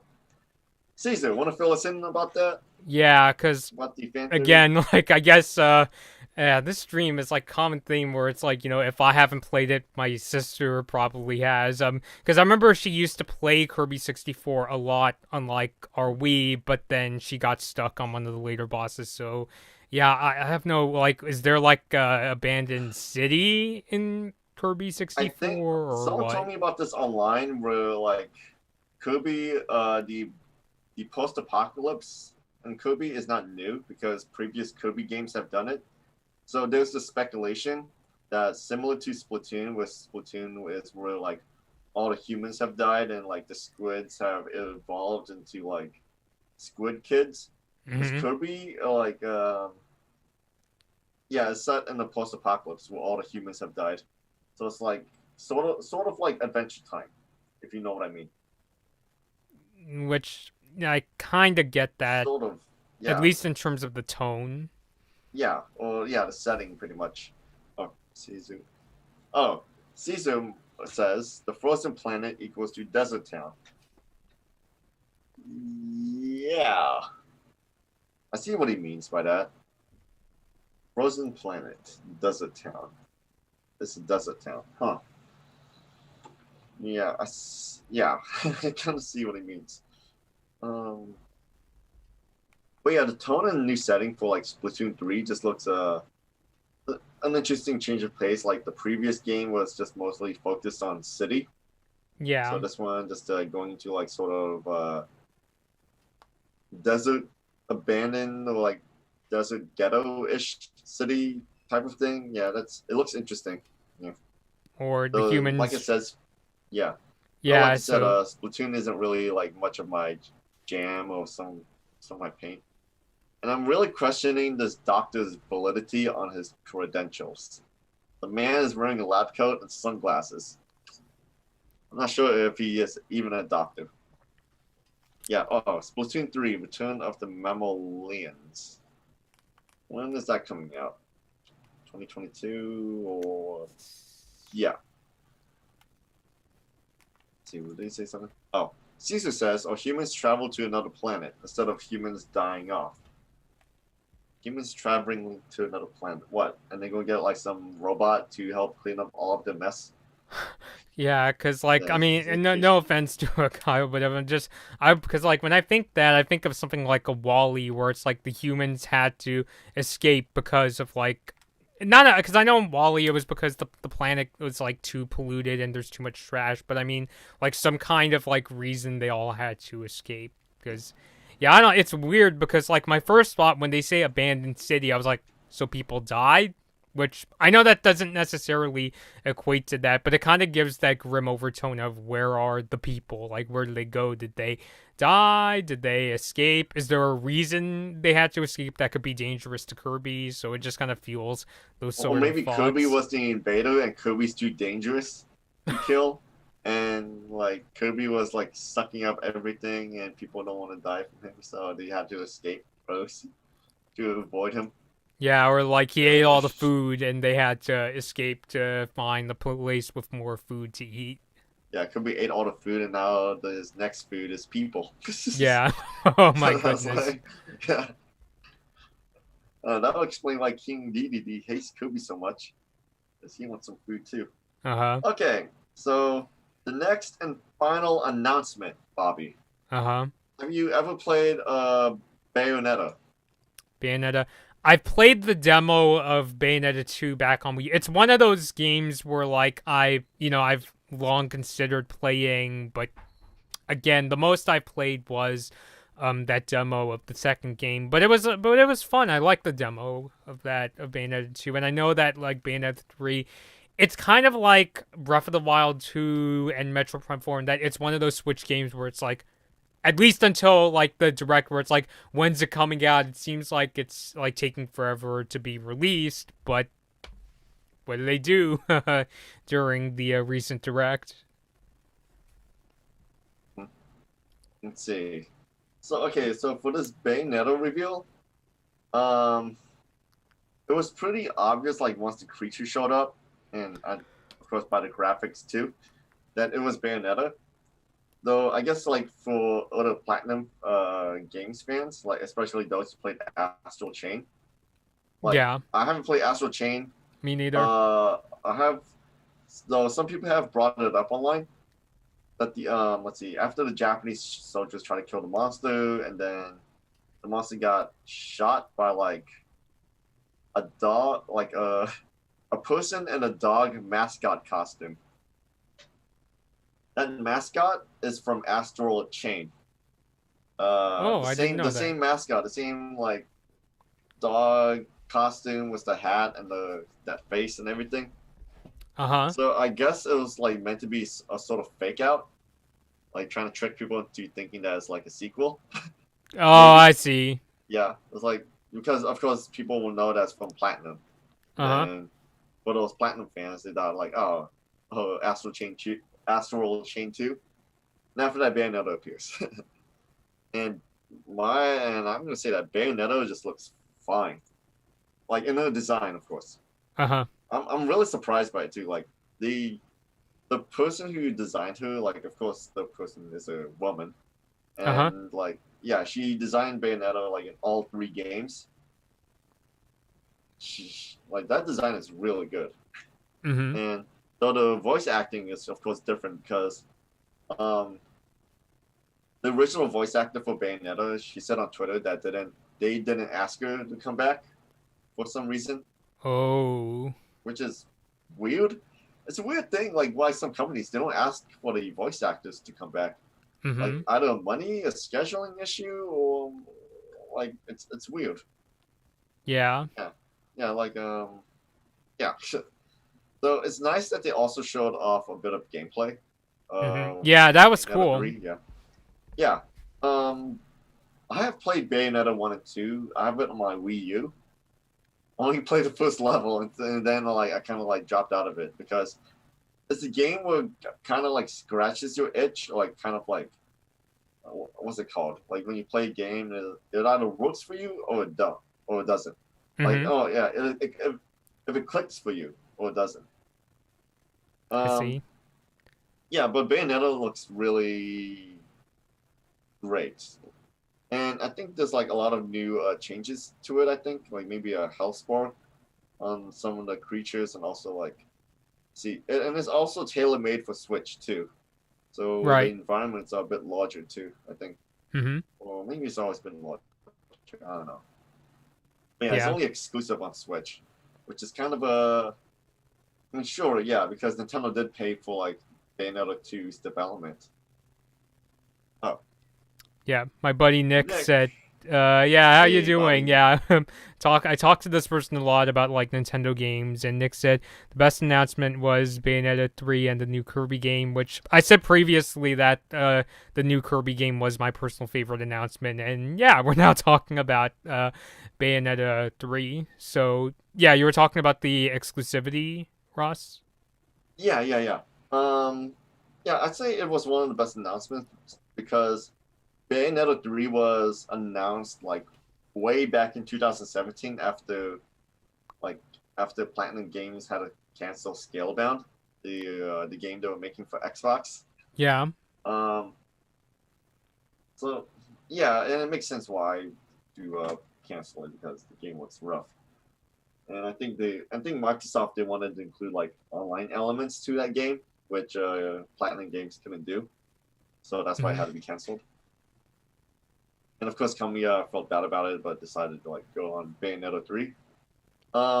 Though I also heard that Kamiya. He's also like taking a smaller role in development and is giving the creative development to one of his trusted like coworkers that he knows like for years or decades, I think. Mhm. So it looks pretty good so far. Like I might play it at some point. I might buy it. Yeah. It is coming out next year, but like who knows next year. And yeah, I don't know what else to say about Bayonetta 3 beyond that it just looks good. Yeah. I mean, I do hope is like hack and slash games are just rare in this day and age. It's not something that just plays like Dark Souls, like just a hack and slash game like Devil May Cry 5 and Bayonetta, or like maybe one of the few final like big hack and slash games. Uh-huh. Like Team Ninja behind the Ninja Gaiden series, they're focusing on like Nio or something, and this oh yeah, Platinum Games with their Near Automata and Near Replicant. Yeah, there isn't that much hack and slash studios left. So yeah, with Bayonetta, it's I just hope they keep making more. Oh, Yeah. Nick says also N64 games on Switch Online are great, and I'm blown away that they're adding Genesis games. Yeah, Sega Genesis games are a huge surprise. Like just it's kind of funny. Like you wouldn't even imagine like Sega, the original competitor to Nintendo, like back in the 80s and 90s, to like be a part of like Nintendo's subscription service at all. You wouldn't think that back then, Yeah. I mean, but yeah. what makes it a surprise for me was the rumors were saying that Nintendo was going to add N64 and Game Boy, but it turned out that at least for now that it's N64 and Genesis. I mean, the idea of Genesis on Switch Online, it's not one of those, oh, that could never happen ideas, because it kind of reminds me of when the Genesis games were brought over to the Wii Shop channel back back in the day. So for me, it's like, oh, well, it's not the first time, and it's cool. And I'm trying to think of what else to say other than, yeah. I guess the other thing I will admit was like the Wii Shop channel was actually where I found out that Sega made more consoles than just the Dreamcast, because like that was where like I found out that, oh, there was an NES and a Super Nintendo or a Sega Genesis. What? All these systems came out before I was born. So yeah. Yeah, I mean, like if you guys really want to play Sega games without paying for a subscription, to be honest, just go on Steam and buy it. It's like $7 right now. It's on sale. They even have like a huge collection of it too. Um, but yeah, it is nice that they have like the Sega games on Nintendo Switch Online, even Yeah. though even though it is like an additional payment option to do. Though, yeah, I wonder if you can play those games like offline too. I don't think so, right? They Like can, because oh, you the can. Okay. way, yeah, the way those classic games work is it's not like Netflix where it's like, or PlayStation Now where it's like streaming on. They basically just like give you this whole thing where it's like, as long as you have the subscription, they give you this like download pack of like all these classic Okay. games to Okay. play.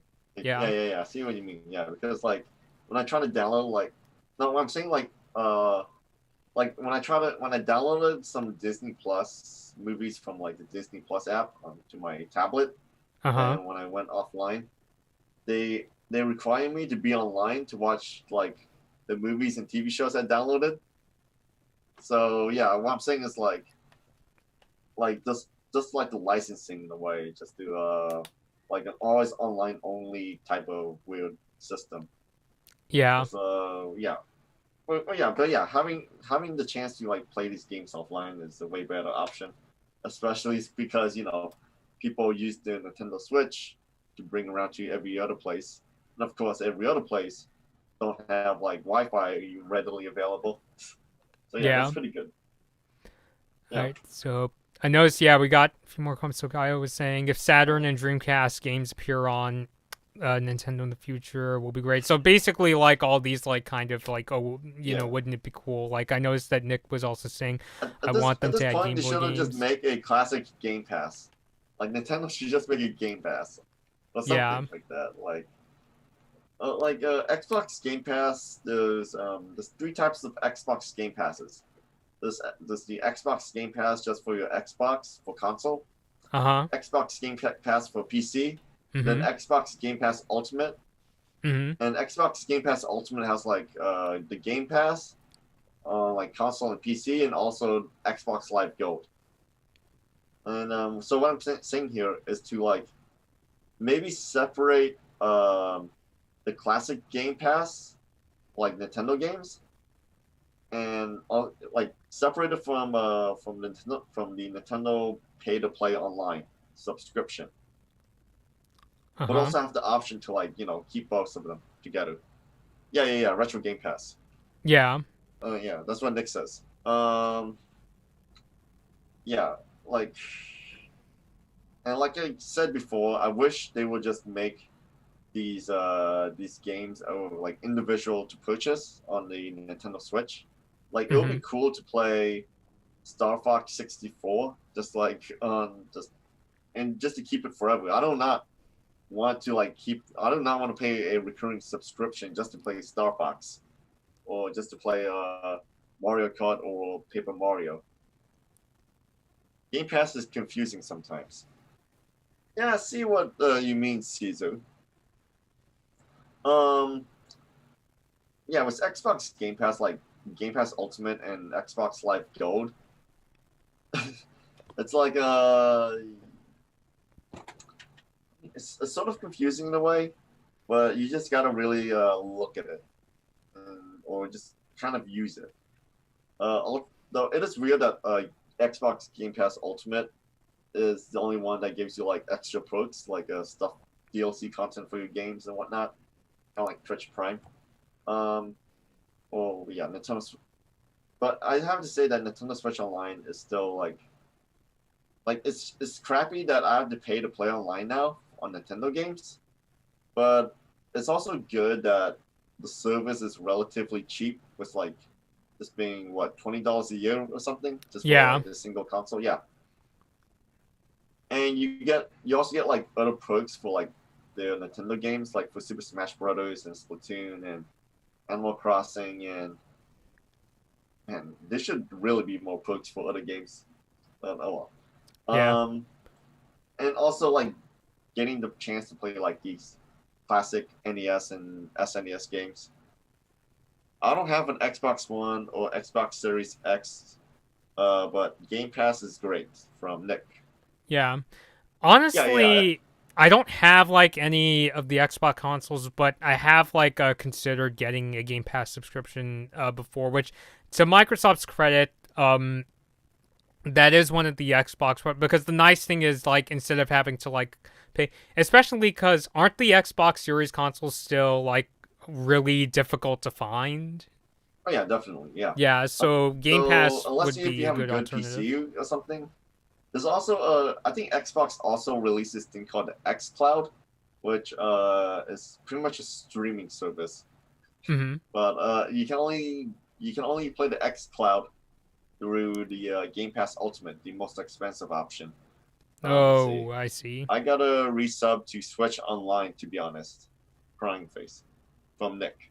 Um, yeah, I suggest getting Switch Online during Black Friday or Cyber Monday, because that is generally when it becomes really cheap to buy. Like I got at least 2 years worth of Nintendo Switch Online for like I think $20 in total. Uh-huh. I think or $30 in total. Yeah, it was like Hmm. they discount the Nintendo Switch Online membership like every Black Friday to Cyber Monday, Ooh. um, which is good. It's fine. Yeah, Yeah, that's cool. yeah. Not you can't find it on the Nintendo website. You got to go to like Best Buy or Walmart or Target for that. Uh-huh. Um, So yeah, with Game Pass, it's a pretty good deal if you actually want to play the games. When I had when I first got Game Pass, of course I played like a lot of games and I saved so much money in the end. Like I finished Crackdown 3 and The Outer Worlds. Mm-hmm. Uh, and I played a lot of Gears of War 5. And of course, like yeah, I it's better to like save money in the end. And with Mm-hmm. so if Nintendo has like the retro Game Pass, um, it would be cool to have. But like I said, it shouldn't. The retro games shouldn't be exclusive to the service. It's like it's like if Xbox Game Pass has like Xbox games, Xbox and Xbox 360 games, but you cannot play those games unless you pay extra for Game Pass, like Yeah. on top of like the regular Game Pass and Ultimate. Or it's like if PS Now, which like I think Sony famously hates backwards compatibility because not that much people buy into it. But yeah, but yeah, like if Sony ever does ever adds more stuff to the PS Now catalog, I wouldn't see them doing PS1 and PS2 games. So if they do, it would probably they'll probably raise the price. They'll probably offer like another service like Nintendo Switch. Heck, I'm thinking like Sony and Microsoft are looking to Nintendo's as an example of what to do for their own services. That's what I'm thinking. Hmm. Yeah. Let's see. Yeah, Xbox Series X are pretty hard to find, but PS5s are way harder to find. From Nick. Yeah, I mean, it which makes sense, yeah, because it's still sold out everywhere, and yeah. And of course, PS5s, people prefer that over Xbox because PS5s actually have games. It actually has new games mm-hmm. and much better games, and like even Horizon Forbidden West is coming out, I think, in spring or winter of 2022, and God of War Ragnarok is also coming out next year. Yeah, And I meanwhile, heard about Xbox that. Series X has like Halo Infinite coming out in December, and that's like the main big game that's coming out, which is Yeah. yeah, So, yeah, I'm still on the yeah. hunt to It's find it's, the it's more of a, PS5. yeah. Those game the thing the thing is, I'm not really hyped up for those consoles. I'm not really like it's not really on my radar yet because I'm more of a patient gamer now. I'm just waiting until there's gonna be like a PS5 Pro or an Xbox Series X. What's it called? No, yeah, Xbox One X, Xbox Series X. I don't know. X2 Uh, or nah, they can't call it X2 that, or but like X Pro, whatever. Something that will like support 8K and like just has a better hardware overall. yeah. Are the shortages still happening? Mm-hmm. Yeah, in a way. Earlier this week, Best Buy announced that they were finally restocking the consoles, like within their stores, not on the website. Like you actually have to walk inside the store. But the thing is, you have to wait in line outside just to get a ticket, and then like go. And then once you get that ticket, you can leave. Then when the store fully opens, you go inside, and then you buy the console. Sounds cool. Um, yeah, but the thing is, like those the shortages are still happening. Yeah, because it's like even if it's finally back in store, like and not online, which of course, buying consoles online sucks ass. Like it's like because not only competing against like other people around the world, you're also competing against bots and the scalpers and yeah. Yeah, I mean, I wished I could just do a thing where, like, I went out at midnight to get my Switch back when it launched, but since the PS5 Yeah, came out during the pandemic, I couldn't really do that. And I've yeah, only, like like, I've literally been in situations where I'll wait on, like, GameStop or Best Buy's websites. Like, they say the PS5 is coming at this time, and the second that time comes, it's gone. or So, like the website crashes or like you can't really you're trying to refresh it and the website is like so dang slow. Then when you try to add it to the cart, it won't be added to the cart.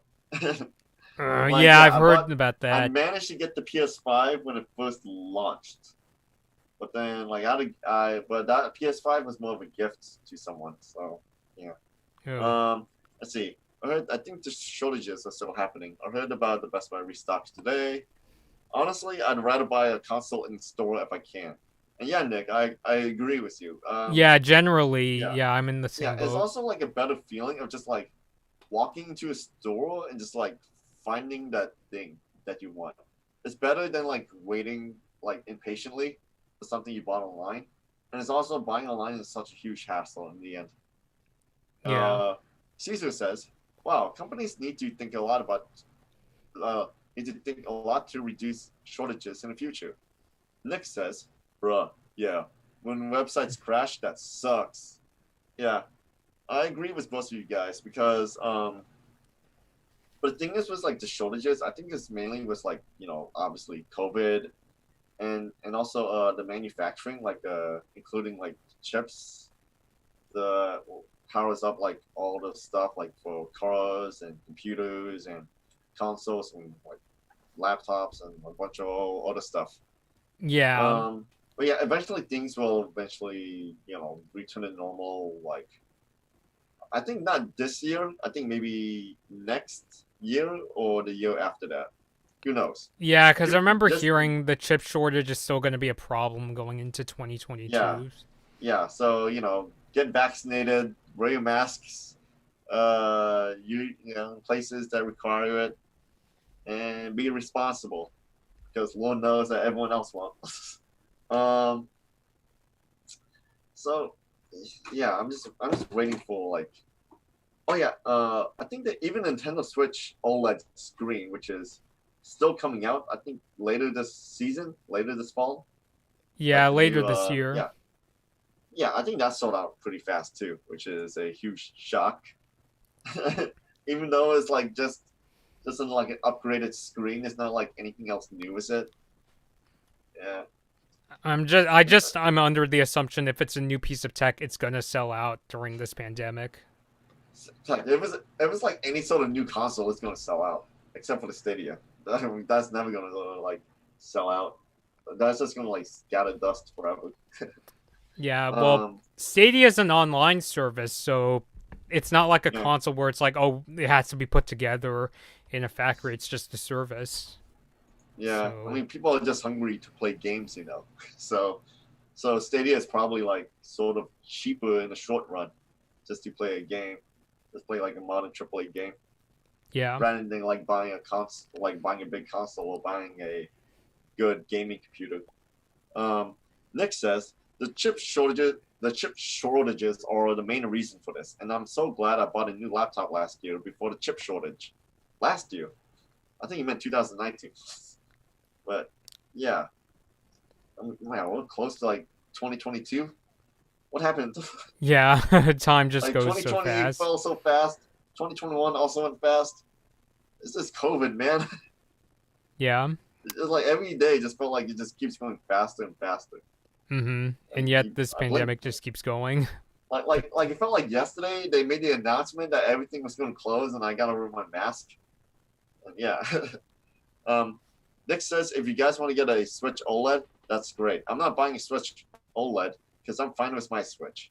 I'm not going to get a Switch OLED. What do you mean? I don't have Yeah, like two Switches. honestly, yeah, I mean, my Switch is in pretty rough shape, but it still works. And that, and also because like I'm basically saving up for um when a inevitable Switch successor comes out, Yeah, yeah, honestly.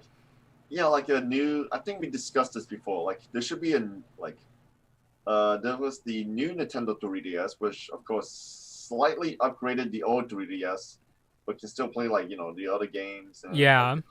faster loading or like more enemies on screen and whatnot.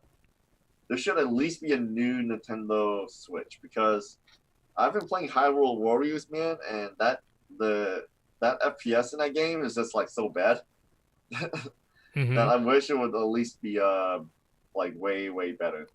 But yeah, once again, COVID just messing up like a lot of plans. I Yeah, assume. I mean that's probably why the Switch OLED doesn't really have new internals. It's just basically bigger, like brighter screen, but and also the more adjustable kickstand, but it's not a successor to the Switch in terms of it being a new console. Yeah, it is sort of a minimal upgrade, like very, very, very minimal in a way. So I'm most surprised they haven't just like bothered to upgrade the what's it called? The portable only Switch. The light, What's it called again? the Yeah, Switch yeah, yeah, Lite. yeah, yeah, yeah, yeah. Yeah. They could have honestly upgraded that to a bit, but yeah, who knows? Yeah, I mean, Or at least fix the Joy-Con issues. yeah, um, but I feel like, I mean, I want them to fix it too, but I'm kind of concerned that maybe when Nintendo's thinking, oh, we'll save that for a Switch successor. It's like, I mean, we don't need to fix it. We're making too much money on the Switch, so. I yeah, mean, no. I'm not a fan of that idea, but still. Caesar says streaming games is always annoying compared to digital and physical. Nick says, true. Yeah, true. Yeah, like I said, it was the during our Dying Light 2 cloud, well, my Dying Light 2 cloud rambling, that yeah, streaming games is just bad because um you don't you don't really own the games that you like bought to stream. Uh huh. Like if you buy Dying Light 2 cloud or you buy a Resident Evil 7 cloud or Control cloud, you don't really own those games. Like those games will eventually go offline and like maybe 5, 10, 20 years in the future.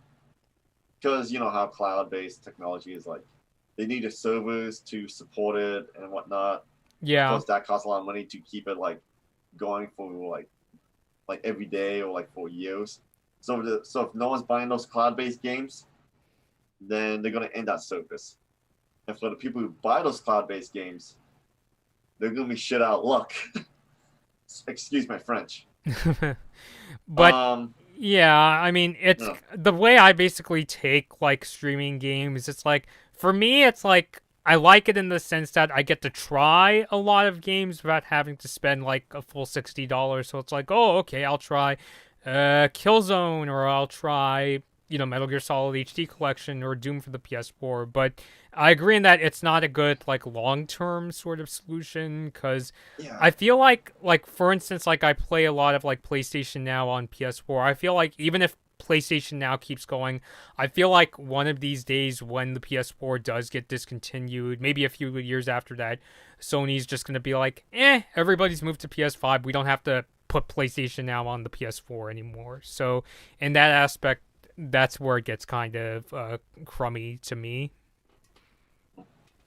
I mean, you could just buy like a case or something that has like a kickstand to it. I'm pretty sure there are like some of it on Amazon where it comes as like its own kickstand, like upon the case.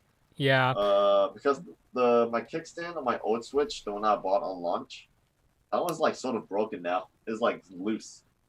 I wish I bought like a case for it too, just like or like, you know what I mean, right? Just like an armor padding, just for the back, and yeah.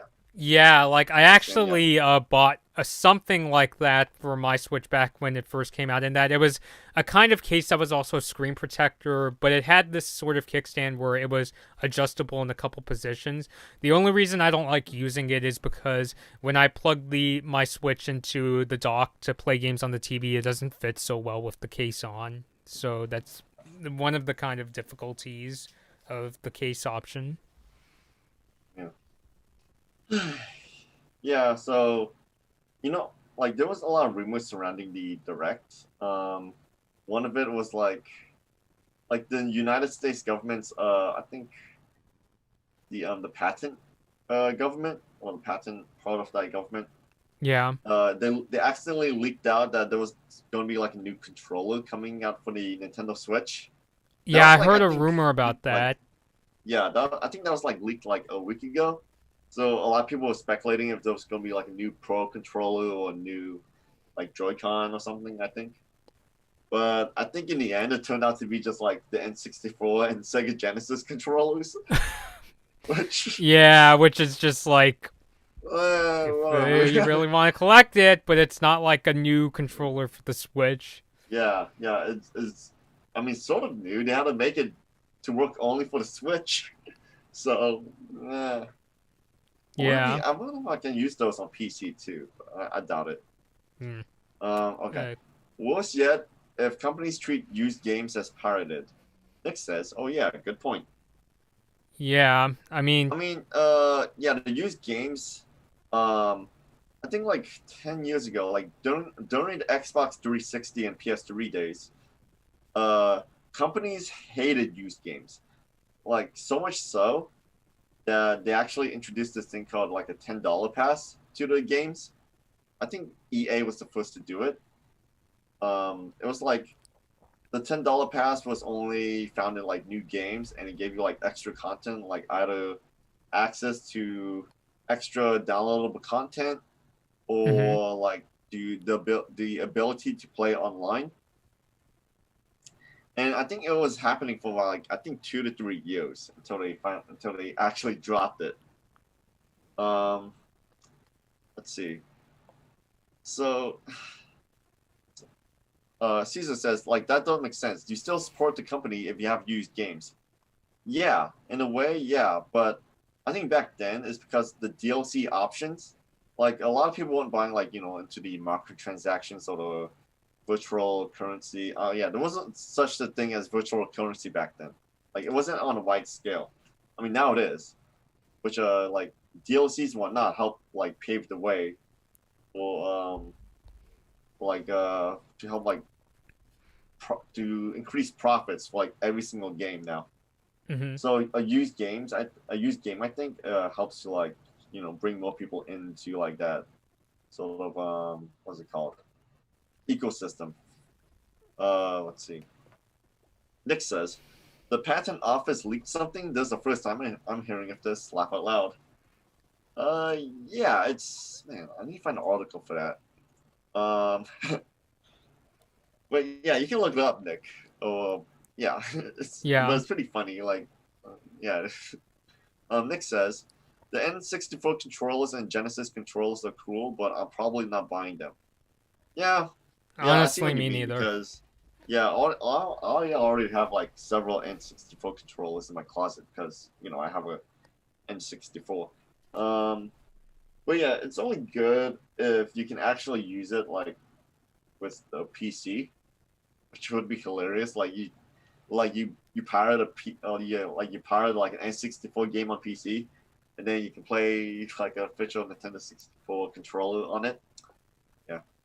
Um, Yeah. Caesar. Capcom makes the same with Shura Raz. Yeah, yeah. There was a $10 pass with that one too. I think yeah, EA, 2K Games, and Capcom, and I think Ubisoft did the $10 pass. But yeah, that was a huge thing back then. Now it's all about microtransactions and battle passes and all that garbage. Yay. And loot boxes. Yeah, yay. Aye. But Nick says, yeah, I'll look it up. I'm probably not going to. Okay. Got it. Let's see. Anything else you want to discuss, Bobby? Anything else about the Direct or about like the Nintendo Switch's future? I mean, Because we've been honestly, talking for like almost like what an hour and 30 minutes or like 2 hours. it's actually nearly 2 hours and 20 minutes. Nice. Yeah. So, but yeah, I mean, I don't know. I already felt like I've said my piece about like my favorite announcements about the direct. I mean, honestly, the most I could probably say is probably with like the Switch Pro. I honestly like to see like a Switch Pro maybe like after the pandemic, if anything, just so that it's more accessible. Because my concern is that like one, I'm not really sure if a Switch Pro could be manufactured right now, but also the other thing is that scalpers might get it. So I mean that was like one of the nice things about like going to in-person events like when I Bobby, went to there's the always Switch going to be Con. scalpers So like for every new like electronic yeah, that but comes out. what I'm basically saying is that when hopefully after the pandemic, when it becomes much more easier to manufacture or like these consoles and all the other products, it would become like much easier for me to like get my hands on like a Switch successor. Like, you know, if I could have like a similar moment to like when I went out to GameStop with my friends to get one. And yeah, I get that feeling too of like, because like I also get excited when I get like new stuff from Amazon or eBay, but to actually like be there, I think it's more the social aspect because I like, you know, being like, I remember there was like a guy who was cosplaying as Link, and there was another person there who, after midnight struck, who was like, Merry Switchmas. So that kind of like social factor of like being there with all those people who are excited for the console is something I really miss as well. Yeah. I really miss midnight launches. Like now, with the rise of like just buying stuff online or like buying stuff on Amazon or buying a digital game or just buying it like online and just do pick up at store. Yeah. Midnight launches are just I hope it comes back in some capacity. Like Yeah. I know some people they did like midnight.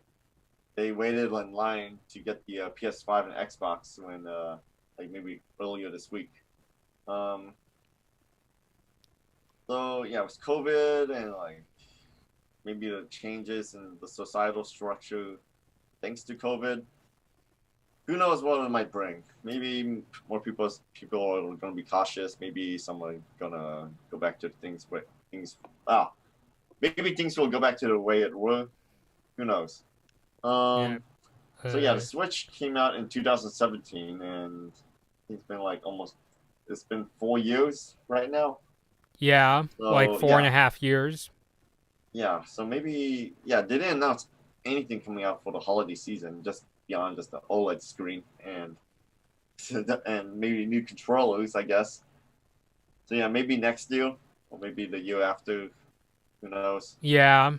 I Because mean, if you buy it's an OLED screen now, that's on you. Because like, just wait for the OLED screen Pro or something. Yeah, because That's coming it's next year. getting up there, like, historically, because Nintendo usually announces or releases a new system, like, every 5 to 6 years. So, yeah, probably in 22 or 23. Yeah. So, Plus the games they've been releasing now, like compared to, I don't know graphics on everything, Bobby, but I took one look at that upcoming Pokemon game. The not the one that's playing top down.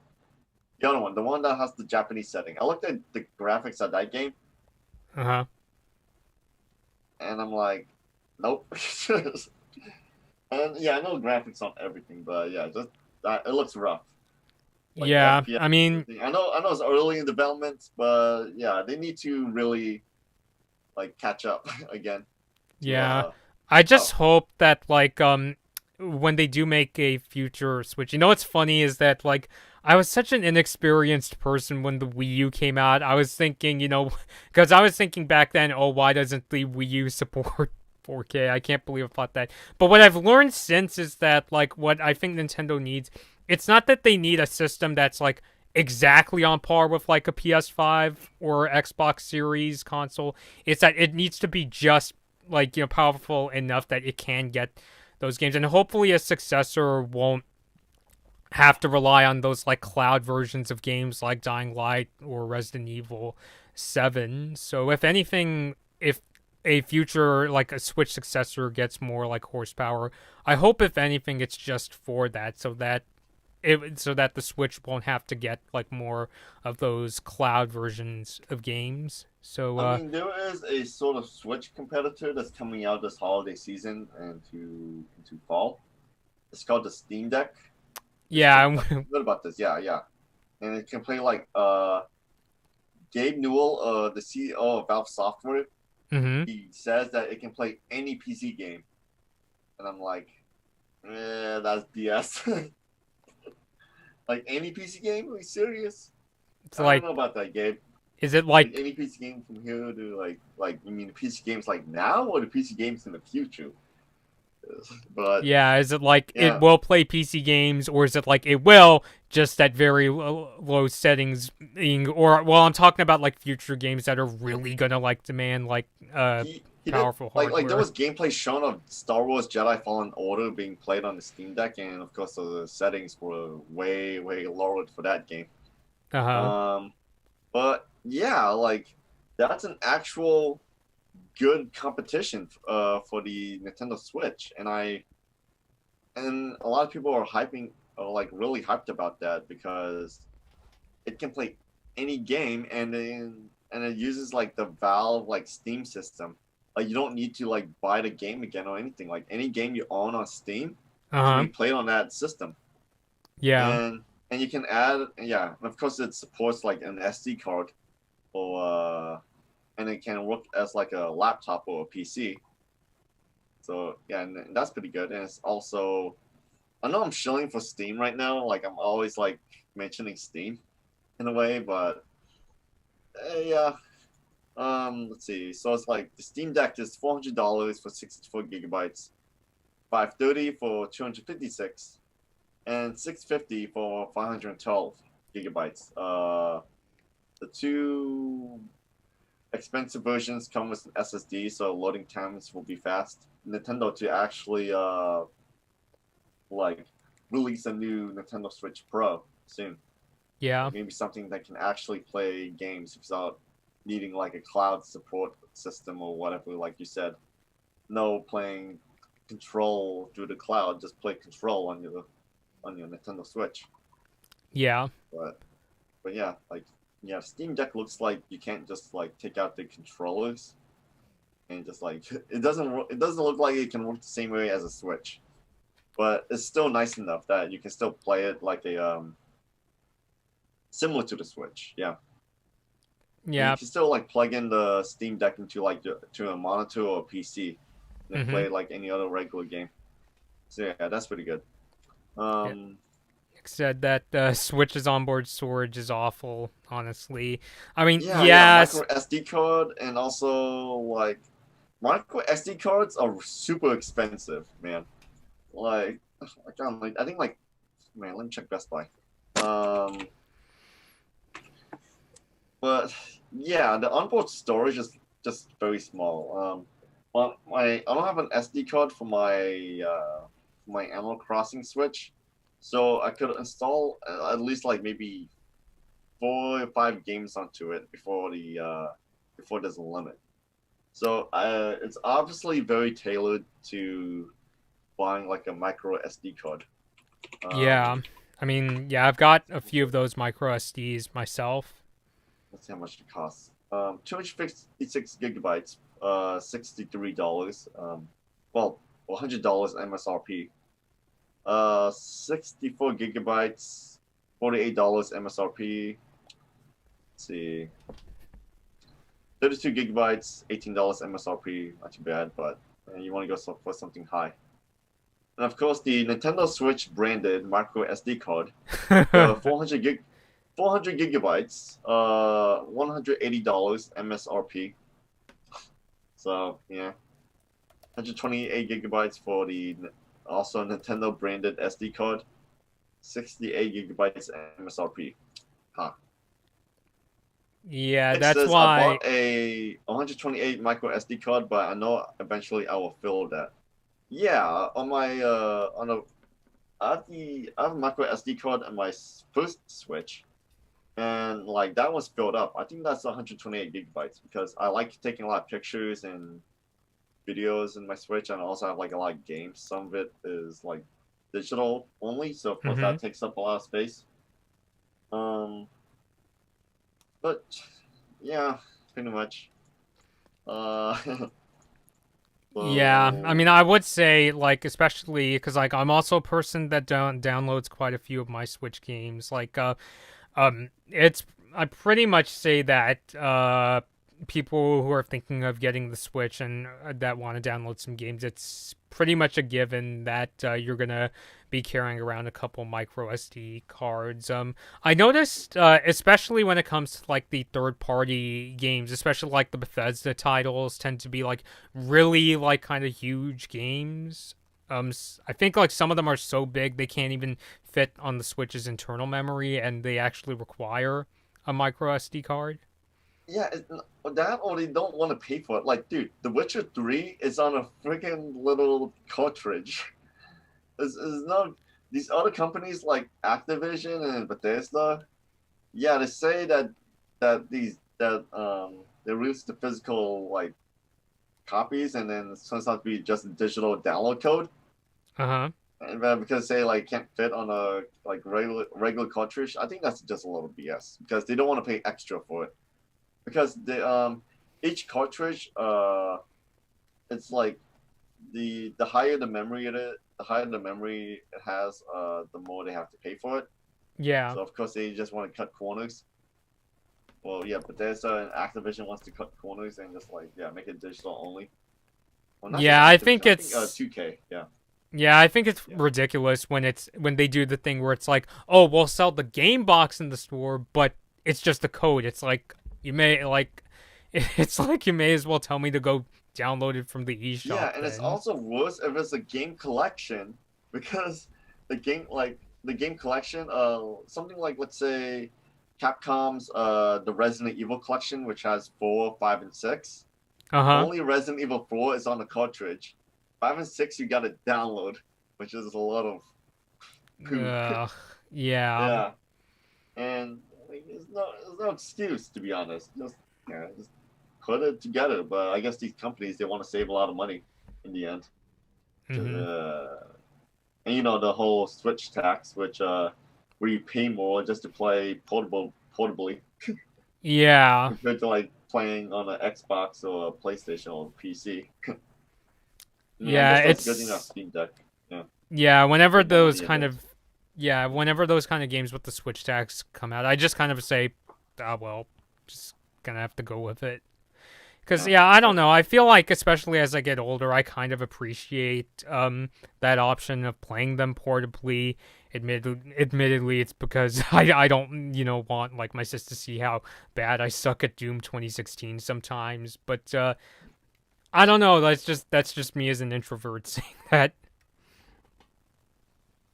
mhm, yeah, and yeah, like at some point maybe I might move. Well, I'm not gonna move out of Nintendo anytime soon, as long as they keep pumping out games for it. Uh, though, yeah, right now Steam Deck is just looking mighty fine, in my opinion. So I'm just gonna wait and see how that is gonna be a powerful contender because right now you can only buy the Steam Deck just through Steam, not through like Best Buy or GameStop or Target or anywhere. Mm-hmm. Uh, I mean, if Steam Deck is available everywhere, just similar to how like the Oculus Quest 2 is, Uh then yeah, huh. it's gonna be a huge contender. Like, but yeah, yeah, you can never tell with like Steam and Valve. Yeah. um, so at this point, yeah, it's like Nintendo is still in the running, pretty much. Yeah. Yeah, Let's see. and especially with like the games making like just outselling even like PlayStation and Xbox titles, which is insane to be honest. Uh huh. Like let's see how much Animal Crossing New Horizons sold because I New think it's Horizons like sold like became didn't it literally sell like 30 million plus units? That was what I saw the last time I checked. yeah, it's the 15th best selling game in history, which is an impressive feat because it is only available on the Nintendo Switch. Yeah. Like any other game that's like Minecraft or Grand Theft Auto or PUBG or Mario Kart 8, those don't count.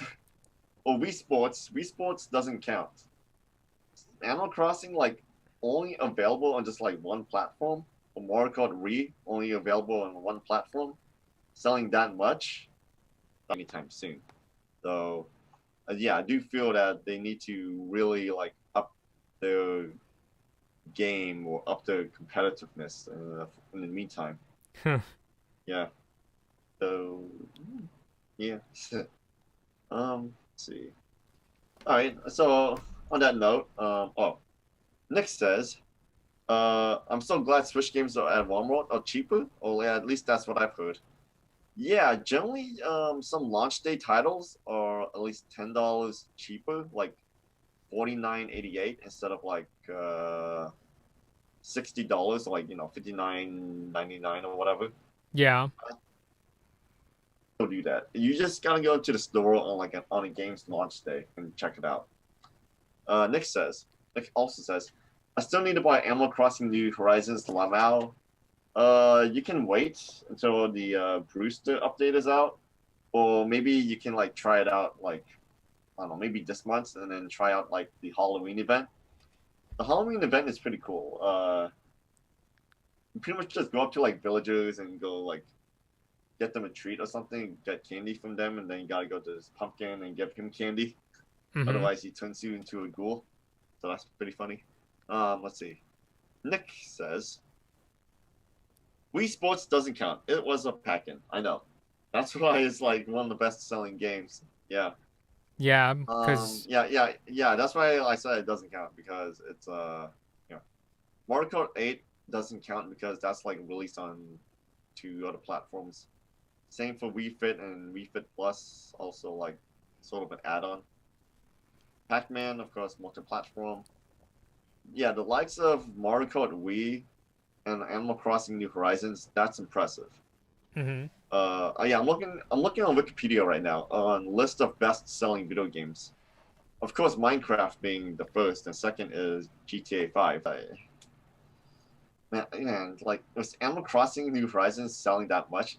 I just wish like they would just pump out more updates for that game, like just at a faster rate, or just Yeah. more like yeah, like even some live service games got like a constant stream of updates. With Animal Crossing is like there was a kind of a drought of updates or something like for a year, I think, which is weird because yeah, like I think most people who bought that game on launch just got bored of it. I haven't played it again. You know, Yeah, admittedly, I kind of became one of those people. Like, it's not that I hate New Horizons. I think for me, it's more fun when, like I have friends come over. I think I'm more of a fan of, like, the Animal Crossing games that have, like, a preset list of, like, characters and stores to go to, and that's why New Leaf is still my personal favorite, but that's more of a personal, a preference thing.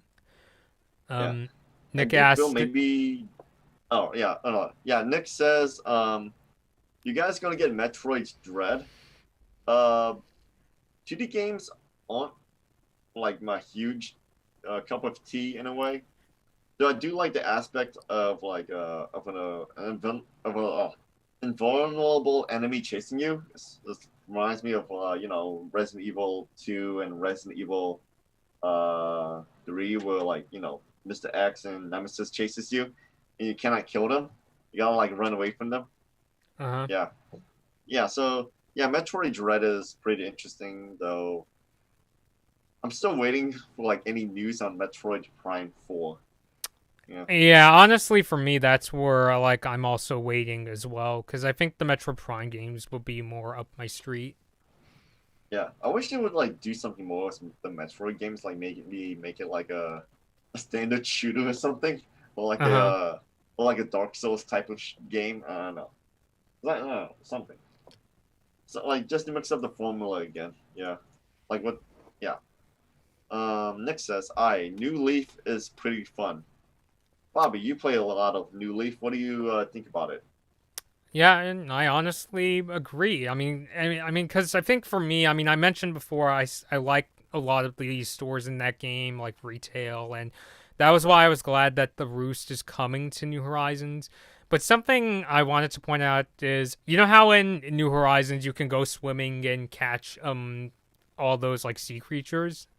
Yeah, New Leaf, in my opinion, made it even more fun because I like the aspect of this idea of like having to go to the trouble of going to this island. And in New Leaf, the sea creatures like they cost like a very significant amount of money, like when they're sold at retail or Tom Nook, which of course could be that those bells could be used toward like expanding the house and things like that. So it's a big reason why like I personally prefer the swimming in New Leaf over New Horizons. yeah. Honestly, Speaking of which, there are some stuff I kind of want for New Horizons, like maybe the beaver and that lizard guy who usually comes to the island, like, and where you can sell your bugs and fish to them for like a higher profit. I they wish there was do like, have Yeah, like yeah, similar characters in New Horizons. Like I know, but yeah, the one who sells the fish, I feel doesn't come around like often enough. Like I did the thing where like I took your advice and left some fish on like the beaches, but I'm just thinking, when is that guy coming? Because I'm just like, yeah, I'm gonna yeah, yeah. sell I you know, this yeah, I know, stuff. yeah, I know. That, like the waiting is the toughest part. Sometimes, though, he does usually do like a competition, a fishing competition, like maybe once or twice a month. Yeah, Yeah, like that's when he guarantee he's coming. You just gotta like usually log in just to check. Um, and because there's gonna be like a sign next to the town hall that tells you when like that competition is gonna start. So yeah. yeah, Um, but anyways, like what I was gonna say is that I want like two characters to like sell the sea creatures that I get from like diving into the ocean floor. And yeah. also I want like a character who can sell my fossils to at like a higher profit. I saw online on Reddit, on the Animal Crossing Reddit, like someone said, like, what if there's a dog archaeologist who's buying these fossils from you, and you sell him like these fossils to him, and like the undertone is that like because he's a dog, he just wants these bones to chew on. Yeah, oh, So yeah, I after you like sell that to him, idea. he gets surprised or like gets really happy. Yeah, Yeah, and then like for the sea creature thing, like yeah, just like maybe have that otter guy that you give your scallop to once in a while. Maybe have him like just walking around on your island and you sell the sea creatures to him at a higher profit. uh-huh. Maybe, yeah. Because like New Horizons, I feel like it just needs more stuff to do. Yeah, In a way, honestly, I think so. like honestly, yeah, it clearly has a lot to do, but it could use more. Yeah. It could use way more stuff. Like especially for those people who already completed the game in a way, who paid off all of the debt to Tom Nook, and even in like after for the expanded storage update, like maybe I don't know, expand the island, or maybe like do something like you can start up your own business or something. I don't know, something. Like what if they had like a city expansion that you can fly to on a plane, and then it's sort of like similar to Hawaii, the city. Yeah, or kind of like Yeah, what and they it's did like in City Folk, where it's like, hey, you yeah, could go to the city. yeah. And you go to the city and like you get to hang out with like all these other villagers, and or like or sort of like an online hub where you get to meet like other people, like similar to Splatoon. Mm-hmm. So yeah, I mean that's something I would like to see in New Horizons, just because it's like one of the best-selling games of all time. Yeah. Well, yeah, you can never tell with Nintendo. They're weird, man. It's like Yeah. they either give you like a little piece of crumb update or a little piece of pie and not the whole pie, and not like a big piece of pie. Nope. But yeah, I'm still like I'm just hoping like there'll be something better than just the roost and the Animal Crossing stream coming in October. No offense to anyone who likes the roost, but I feel like there could be more to it. Yeah. Yeah, I see what you mean. Or certainly, yeah, more characters or places. Like, I think, like, another thing that I could add is, like, I'm wondering what they're gonna do this time, because I noticed in some of the past Animal Crossing games where there was Brewster, it wasn't just as simple as, like, oh, Brewster's there to serve coffee. Usually, there was another reason to go to the roost. Like in Wild World, that was where KK Slider played his songs on Saturday nights, and in New Leaf, there was that coffee making game. So I'm wondering what are they going to do this time. I don't think they're going to like put KK Slider in the roost. So is there going to be like an even bigger like game? Is it going to be like the character becomes like an Uber Eats like delivery person, or what are they going to do this time? I mean, yeah, I can see something like an Uber Eats in a way because like there was that sort of side activity in New Horizons where you have to either deliver something from from one villager to another villager, or deliver a lost item to them, or deliver medicine to them. Yeah, I can see something like that for the Roost, where you can just you work as an Uber Eats driver, and then and also like he doesn't Brewster doesn't give you like the exact like person who you're delivering to. He just gives you like a hint or something like, oh, I think it was like this person was this personality, or they will have this coat of fur, or very excitable, yeah. Yeah, or I don't know, yeah, but something like that. yeah, something like that. Yeah. Um. Yeah, maybe they will expand upon the Roost in New Horizons. Yeah, I'm just gonna wait and see what will come up out of it. Yeah. So I mean, yeah, if they're having like a whole stream that's dedicated to, maybe not dedicated to Roost, but they're having like another stream, I imagine there's probably going to be some more announcements, maybe even beyond the Roost, because if it was just Brewster, they would just be like, Brewster's back, and that's it. So I'm Bruce thinking, is back in the stream. Goodbye. yeah. And Anyway, on to Metroid, but yeah. yeah, that's gonna be bad. Nick says agreed. There should be more content than the Roost. Yeah, yeah, pretty much. Let's see. I mean, what sort of content would you like to see beyond the Roost, Bobby? Yeah, so I'm trying to think of like other like characters. I know there's things like I mean, it doesn't necessarily have to be new characters or just like other returning characters. It could be like a new gameplay system, yeah, or maybe like a quality of life feature mhm. or something. Yeah, I Like don't maybe know. I something that'll like mean, make the stars easier to get. I don't know. yeah, I mean, I don't know. The closest I can think of is like one of the things I missed from the previous Animal Crossing games was this idea of like expanding like Tom Nook's store. Like I remember in like the GameCube game, it went from Nook's Cranny to Nook and Go to Nookway to Nookingtons and that kind of stuff. I don't know if they could do that this time, but that was like one of the sort of things about the first Animal Crossing that I kind of miss. It's just like, yeah, you can expand from that tent to Nook's Cranny, but that's it.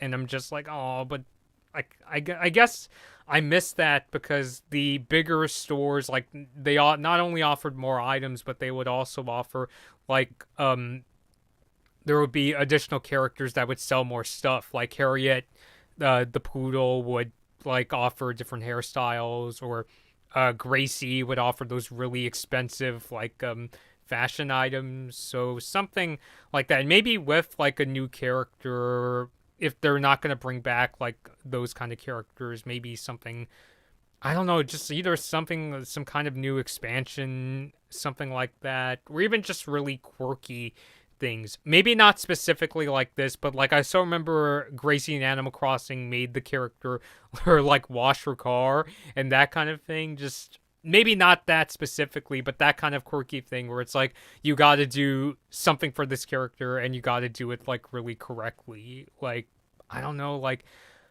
not just a like a delivery thing or even just like washing somebody's car. Just I mean some kind of one of those kind of interactions that I thought was really cool. Yeah.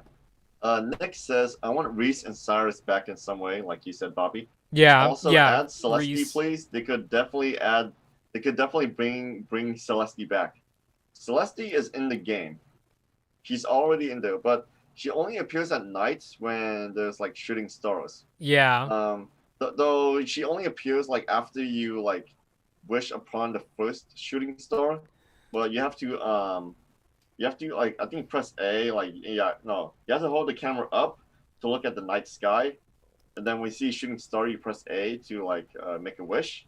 yeah, And then I think like after you pick up the star the day after, I think the next time there's like shooting stars, Celeste shows up, and then you can talk to her and she gives you a recipe to make a wand. And if you use that wand, you can change your clothes like whenever you like. So yeah. yeah. I Speaking mean, of yeah. tools, I mean, I feel um, like that's the thing about like the way New Horizons uses characters like Celeste or Recent Cyrus, where it's like they're in the game, yes, but they're given like very like minor roles to do. Where it's like Recent Cyrus, oh, wedding pictures. Celeste like gives advice on what to do with the shooting stars, but it's that sort of thing where it's like, where is Recent Cyrus's store, or why isn't Celeste um doing like letting players create their own constellations like back on Animal Crossing Wild World for the DS. So it's that kind Yeah, of that's thing where I'm where I just like, you could use feel. these characters. Yeah, that's where I feel like the city can come to play. Like just make it into city folk. Like I know it's supposed to be like an island getaway, but I don't know. I've been to Hawaii. It's sort of an island getaway, and and yeah, it's like have like make like an island hub similar to like the real life of Waikiki, and have like a yeah the two llamas have the store there. Maybe move Kicks like away from our island and move him like into his own store, give him his own store back, and maybe just like add in other new stores like yeah, like you said, a hairdresser, or maybe other stuff like more furniture, and like more yeah, just other stuff pretty much. Yeah. I do want to see hmm, yeah, just pretty much new stuff. So, like maybe they can honestly expand upon your own island, like like maybe an option to add more land to your island, like just in some way, like Tom Nook, like you pay Tom Nook to just add more land to your island. Like let's say you need more land and like and fall back of your island, Mm-hmm. so you just pay him like maybe a couple million bells to add in more land. So yeah, but I don't know It because wa- it's like already used up like all the land on my island, and I kind of just want more. mm-hmm. Like maybe if they add in like more shops and whatnot, yeah, or like add in like more villagers, like more villagers on the island. Yeah, I can see that happening. But Yeah. for I th- now, yeah. yeah, I mean, come to think of it, that's something I also, I mean, I feel like I'm just being kind of nostalgic for the other Animal Crossing games, but something I really liked about them, even though it's sad to see like, villagers come and go, but something I noticed in New Horizons is that the villagers basically stayed the same unless you tell them, yeah, you could move. Whereas in the prior games, it's like they make the decision where it's like, yeah, I decided to move, or hey, I'm moving in, and things like that. So I feel like, yeah, that was another thing I kind of I miss. mean, it is better. Like people, I think people is just gonna be disappointed if like villagers just move on a whim Yeah. because like maybe some people they bought the amiibo cards and they invited the villager to live in the island, and after that it's like the villager says nope, goodbye. And Yeah. that's just a waste of amiibo card right there. Yeah, Yeah, that I'll would be buy another one. terrible. Yeah, no. Or some people who bought raiment just gonna be like even poorer now because they just keep buying him back. He keeps coming back to the island, or like people are just trading him around. Um, yeah, I don't know if that's gonna be a thing. I kind of don't want. Yeah, I kind of don't want it. Yeah, it's not So unlike my like kind of like, list of things they have to do. I'm more in favor of like, more shops opening, or this idea of the character traveling to another place like the city to like go shop at these places or something like that. It's just kind of more I'm just kind of playing devil's advocate when I say, yeah, that was kind of interesting about this yeah, idea of yeah, rotating villagers. they could also introduce like some quality of life changes too, like the ability to craft more than one item at once. Like it's kind of annoying just to like just keep spamming A lot just to craft like a shovel, and it takes like maybe a minute just to craft like at least 10 shovels. Yeah, yeah, that I Yeah, could and like see. just let me just like yeah, like in other games, I could just like select the amount of shovels I want to craft, and Mhm. then I just craft it. Like besides the animation, it's just like just it's just really fast. Yeah. Um, let's see what else could he add. Maybe like item durability, like the ability to repair your your tools, like maybe like a tool durability meter or something, or like an indicator. Mm-hmm. Like the more you use your pickaxe or a shovel, it's gonna look like more worn out. I Yeah. mean, Minecraft did that. Yeah, they show like when the Even thing is yeah, gonna even break. the other Animal Crossing games, at least with the axe, because I remember in the older games, the more you use the axe, you would see like cracks on it, and then Yeah, if it gets badly damaged enough, boom, it just kind of shatters. yeah, that could be a thing. Let's see, what else did they add? Uh, music? No, not music. Hmm. Oh yeah, did they add it in like quick travel, the warp pipe for Mario? So that's pretty good. Yeah, they Nick, did. I've heard about that. Yeah, they should make crafting less tedious. Yeah. Um. Yeah. Let's see. What else could they add? Uh. Hmm, maybe greenhouse. Something Yeah, else. I mean, especially with this idea that New Horizons is supposed to be the kind of game where it's like, build the island the way you want it, put this and that wherever you want. I think it would be cool, even if it was just a thing where it's like, okay, you want the roost, you could pay some bells and have it there. You want Celeste Observatory, pay some bells, put it there. So it's like, I feel like that's where I could see it, where it's like they try to like mix it, where it's like they bring back certain characters, but they don't just slash and burn. Where it's like, okay, fine, we'll put the roost back and something. Because I am open to the idea of a creative spin rather than just Nintendo repeating themselves. Oh god! Now that you mentioned that, that you had to pay bells to build the roost, I realize I need to get more bells right now, just to get like prepared.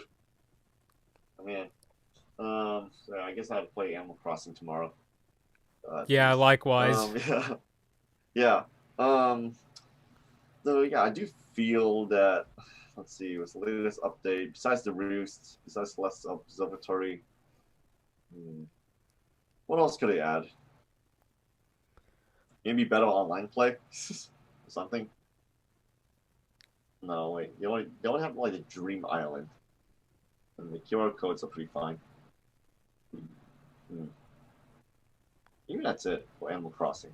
Though I do heard that they're gonna announce like new amiibo cards for Animal Crossing, like a new series, Oh having like yeah. the villagers that's like exclusive to New Horizons, like Raymond and Audie and whatnot.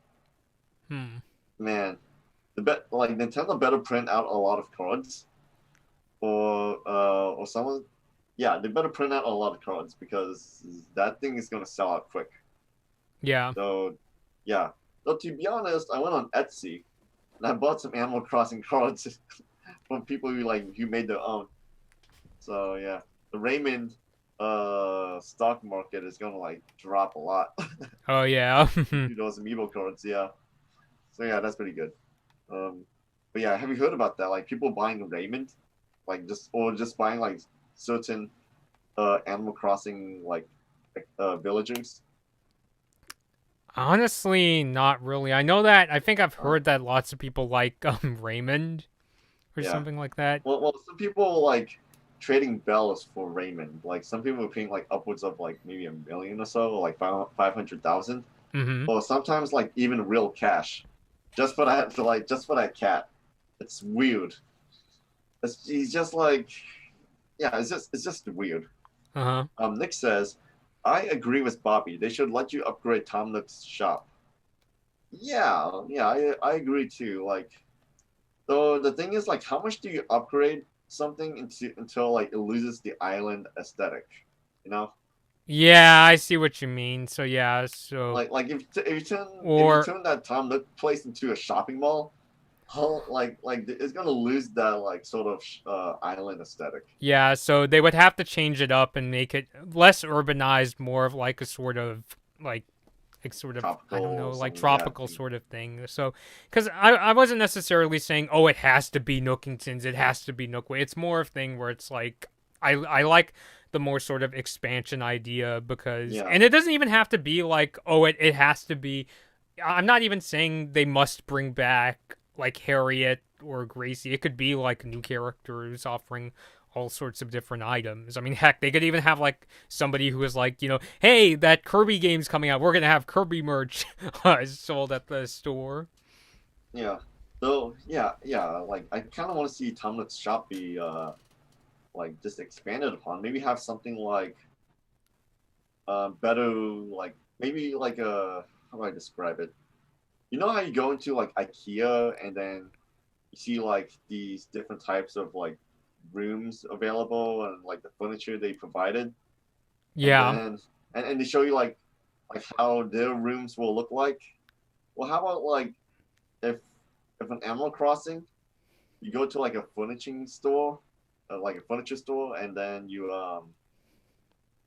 and they show you like a preview of like a bundle of how you want a room to look like. You know what I mean? Yeah, I see what you mean. Yeah. So let's say you want the main living room to look like a dining room, so you buy like this pre-made set, or you buy a pre-made set that someone in the community has made because you like their room a lot. Uh-huh. Yeah. I mean, yeah, that could be a thing, but I mean, it's like maybe I should become a game developer for them. uh, let's see. Yeah, I can see that being expanded upon or being used, but it's Nintendo. They want to keep things simple, Bobby, Yeah. for the kids. uh, but yeah. See, besides the amiibo cards, yeah, I think that's it. Like with Animal Crossing, I can't wait to play that new update. I'm like very close to finishing up my island. I just need to plant some trees and then I think I'm done after that. Oh, wow. I Okay. would like to show you my island, but I think I need to prepare it first. So yeah. Do you have like is it possible that you do like a gaming stream, like stream a game directly into your feed, like how Twitch does it, or Like no? right now? Or what? Not right now. I mean, like sometime in the future, like Oh, yeah, yeah. Well, show. we could set up a stream where like could we do a thing where it's like I go visit your island and that kind of thing? Yeah, yeah. I Like mean, I have an Elgato gaming streaming kit already, yeah, but I'm afraid it might crash my computer right now. I see. So I generally don't do it lately. Um, and I mean, like, do you have your own like Elgato kit or I do something? have I do have one of the Elgato HD capture cards. Yeah, I've tested it before. It works pretty well with Switch. Okay, yeah, we can like throw some islands together, or like go to Yasmin's island, and Hmm. then I make fun of it for how bad it might look, and Yasmin then kicks me out. Yeah, yeah. I mean, it would be like a uh, nice like reunion because like I mean I don't know if the people watching the stream know it's like because like Ross, and our buddy Yasmin like we went to the same college and we were all journalism students, so that would be kind of like a funny reunion. Like we go visiting each other's islands. yeah. Let's see. Let me load up Animal Crossing New Horizons right now to give you guys a teaser to my island. Um. So, Bobby, what do you think of the direct so far? Oh, yeah. What do you think of the direct right now? Like how would you grade it? Like on a scale of 1 to 10. Yeah. Probably like the upper eights, like maybe an 8.7 or something. Because like I was genuinely surprised. I wasn't expecting it to be this good. I would even say I enjoyed this direct more than the E3 2021 direct, if I'm being completely honest. Because I didn't expect that they were going to announce like Kirby and the games for Switch Online, and even though I have like my concerns with the casting of the Mario movie, it was still a very surprising announcement. The casting for the Mario movie provided so many memes and so many like people complaining and like so many entertaining stuff to read Yeah. that I give the direct like an absolute 10 just for like just Oh, well, yeah, just, yeah. just for that, like how much of a shit show, excuse my French again, how much of a shit Mhm. show that like that direct was. because Mhm. because the reactions to it was just so hilarious. Well, yeah, I do agree with those people, but also it's like it's hilarious. Um, Yeah. so yeah, like something like Kirby, like yeah, that was a huge surprise.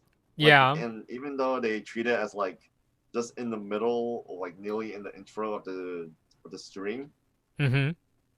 yeah, and it's just a nice little surprise to make, and it's not like something as like distracting or boring as like other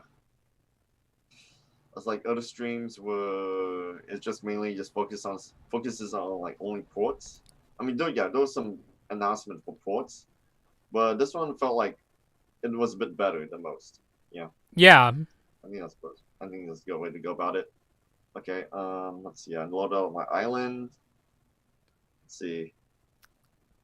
Um. Okay, okay. I'm just gonna show it through like this webcam right here, Uh-huh. even though it's gonna look kind of awkward, but whatever. Okay. Oh. Oh yeah. Let's see. I'm Oh. trying to move. There we go. I Uh-huh. mean, you've seen this part of the island before, yeah. Yeah. I haven't been playing in a while, so okay. She wants to talk to me. I'm not Talk to you. gonna. No, I want to show you something. It's Man, like, she get really wants to away. give me a gift. All right, come on. See, you saw my flower field Uh-huh. and like my trees. Okay, this is still sort of a work in progress. No, She won't leave you alone. man, this is so tough. Uh, I never played with like this before, so excuse like my crappy handling.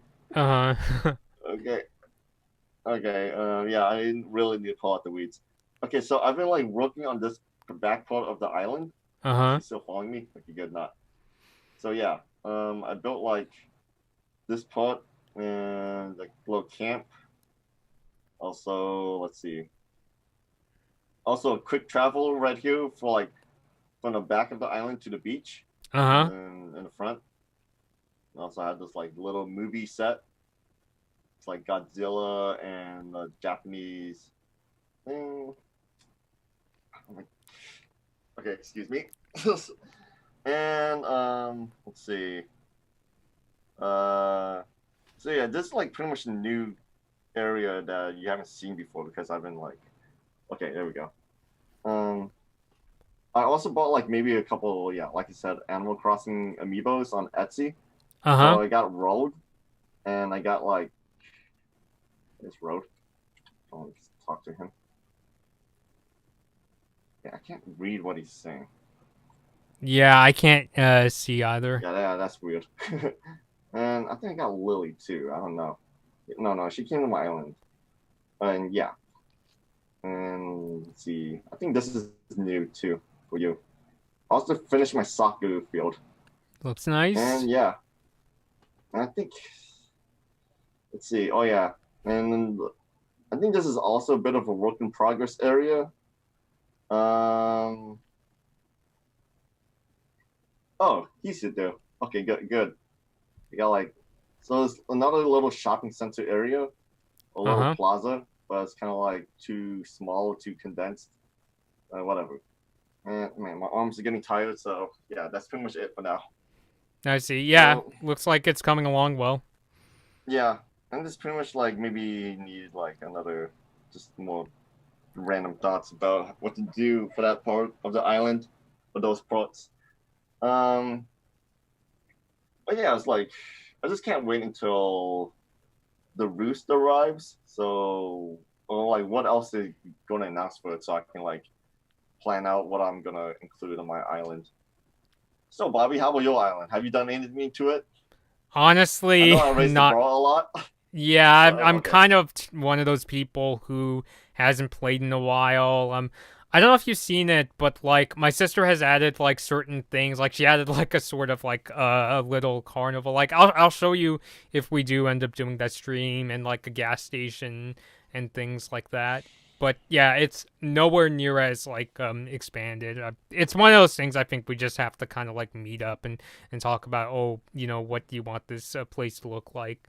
and things like Yeah, we that. can do a stream, maybe like after the Animal Crossing Direct announcement. Then maybe also ask Yasmin like a week beforehand if she wants to do it with us. But yeah, I Yeah, mean, I think she has her own like Twitter account dedicated to Animal Crossing. I yeah, think I've seen I it remember before. seeing it. Yeah, so we can ask her and just ask her thoughts if we can. Let's see.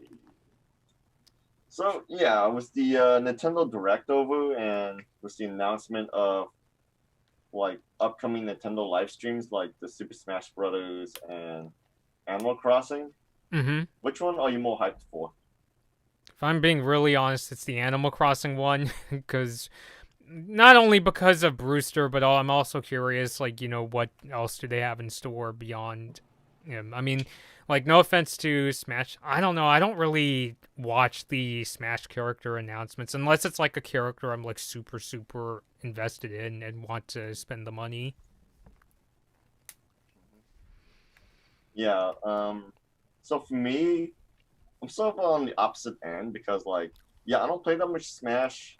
Though I'm always hyped up for the Smash Brothers announcements, or like not really hyped up, but more like waiting to be surprised.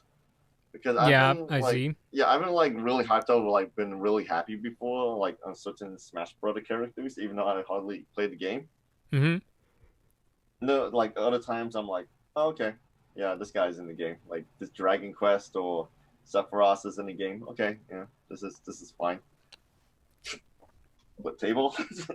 um, but was the likes of Steve and Bayonetta and like Snake coming back? Yeah, I was like really excited. So for this one, it's because like Smash is like sort of the celebration of all these like video game characters, even though most of it is like Nintendo and anime sword fighters. Yeah. Um, yeah, like it feels kind of special seeing like all these different characters just like joining together. It's kind of like a Avengers type of thing, like just them coming together in a single like media platform. Um, Uh-huh. so I mean, yeah. So with that being said, Bobby, you wanna like end this conversation because Yeah, I'm I like mean, my mouse is almost out of saliva. yeah, and I also gotta head out too. I mean, like, I'll just basically say at the end of the day that the this Nintendo Direct, the one that aired on Thursday, definitely surprised me. I mean, like I said, because like going into it, I was like, okay, here's another Direct. They may announce a new Smash character, but when I saw that they announced things like Kirby, the Switch Online games, and even the Mario Golf DLC, I was really happy. Those kind of things, just yeah, genuinely surprised me, and I'm glad I saw it, and I'm looking forward to checking out the next Animal Crossing Direct. Yeah, and with the Nintendo Direct, some of the games that have excited me, like especially the Monster Hunter DLC expansion and Nettle 3 to some extent, and Dying Light. Mm-hmm. Overall, I say the direct was, yeah, it was a pretty good one. Thankfully, we got a lot of memes. We got a lot of like anger and confusion, and a lot of like requests for Danny DeVito as Mario instead of Chris Pratt. So it's been a pretty good direct, Yeah. and yeah, confusing, funny, exciting, and sometimes kind of strange. Nick Yeah. says Castlevania Collection was my favorite announcement. Mm-hmm. That's cool. Yeah, I only watched the Netflix show, so that's my only like exposure to Castlevania. Um, so wait, is Caesar still like watching or Caesar? I'm Are not you there? sure. Okay. Yeah, Nick says the new Kirby game looks great. Also, Yeah. yeah. Kirby in a post-apocalyptic city. So can't wait to play zombies and robots with Ellie and 2B. Mm-hmm. So yeah, like on that note, it's well, Bobby, you want to end this here? Like, Yeah. you want Yeah. So have anything closing?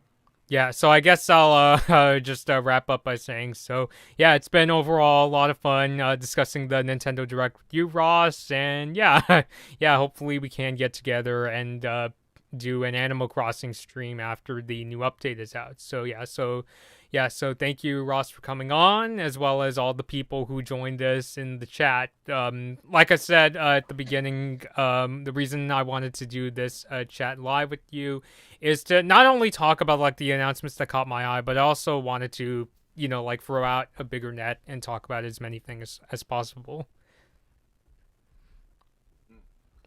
Bobby, it was nice like hanging out with you here today, Mm-hmm. and another chance for me to continue to ramble on for hours about Nintendo and everything video games.